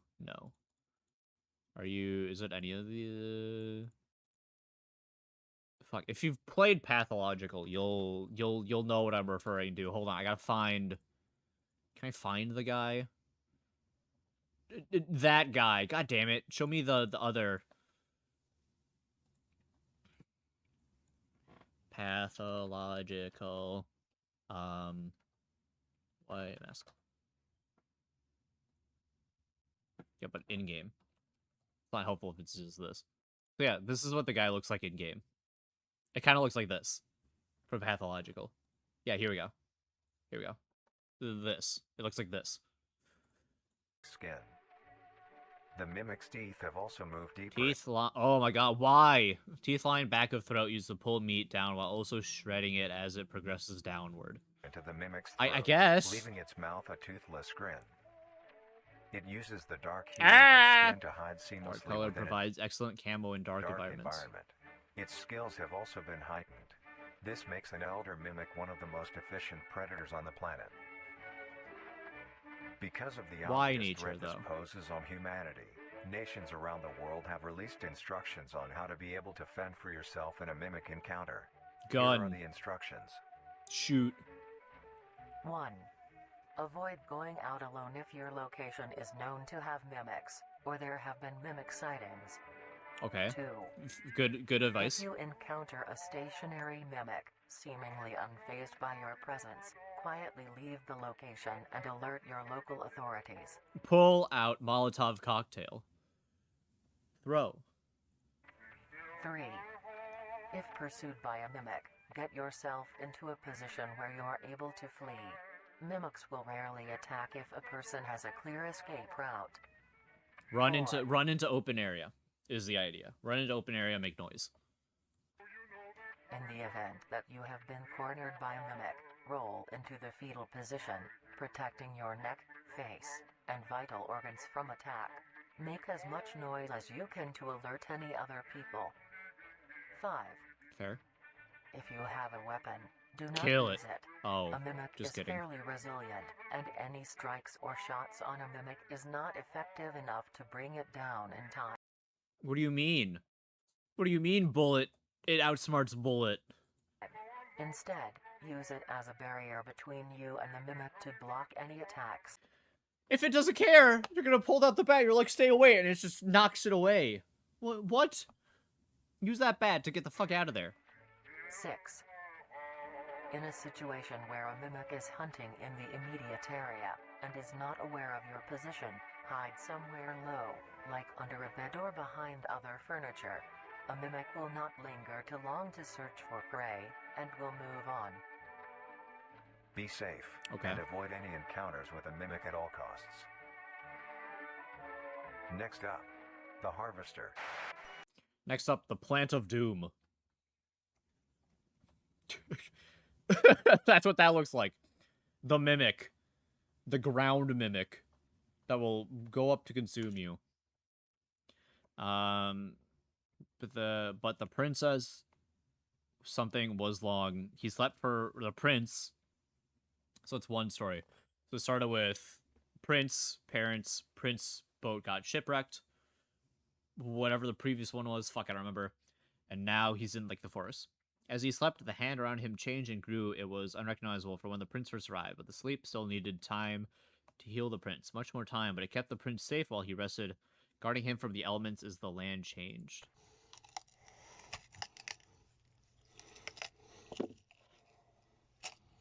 It nibbling, it nomin.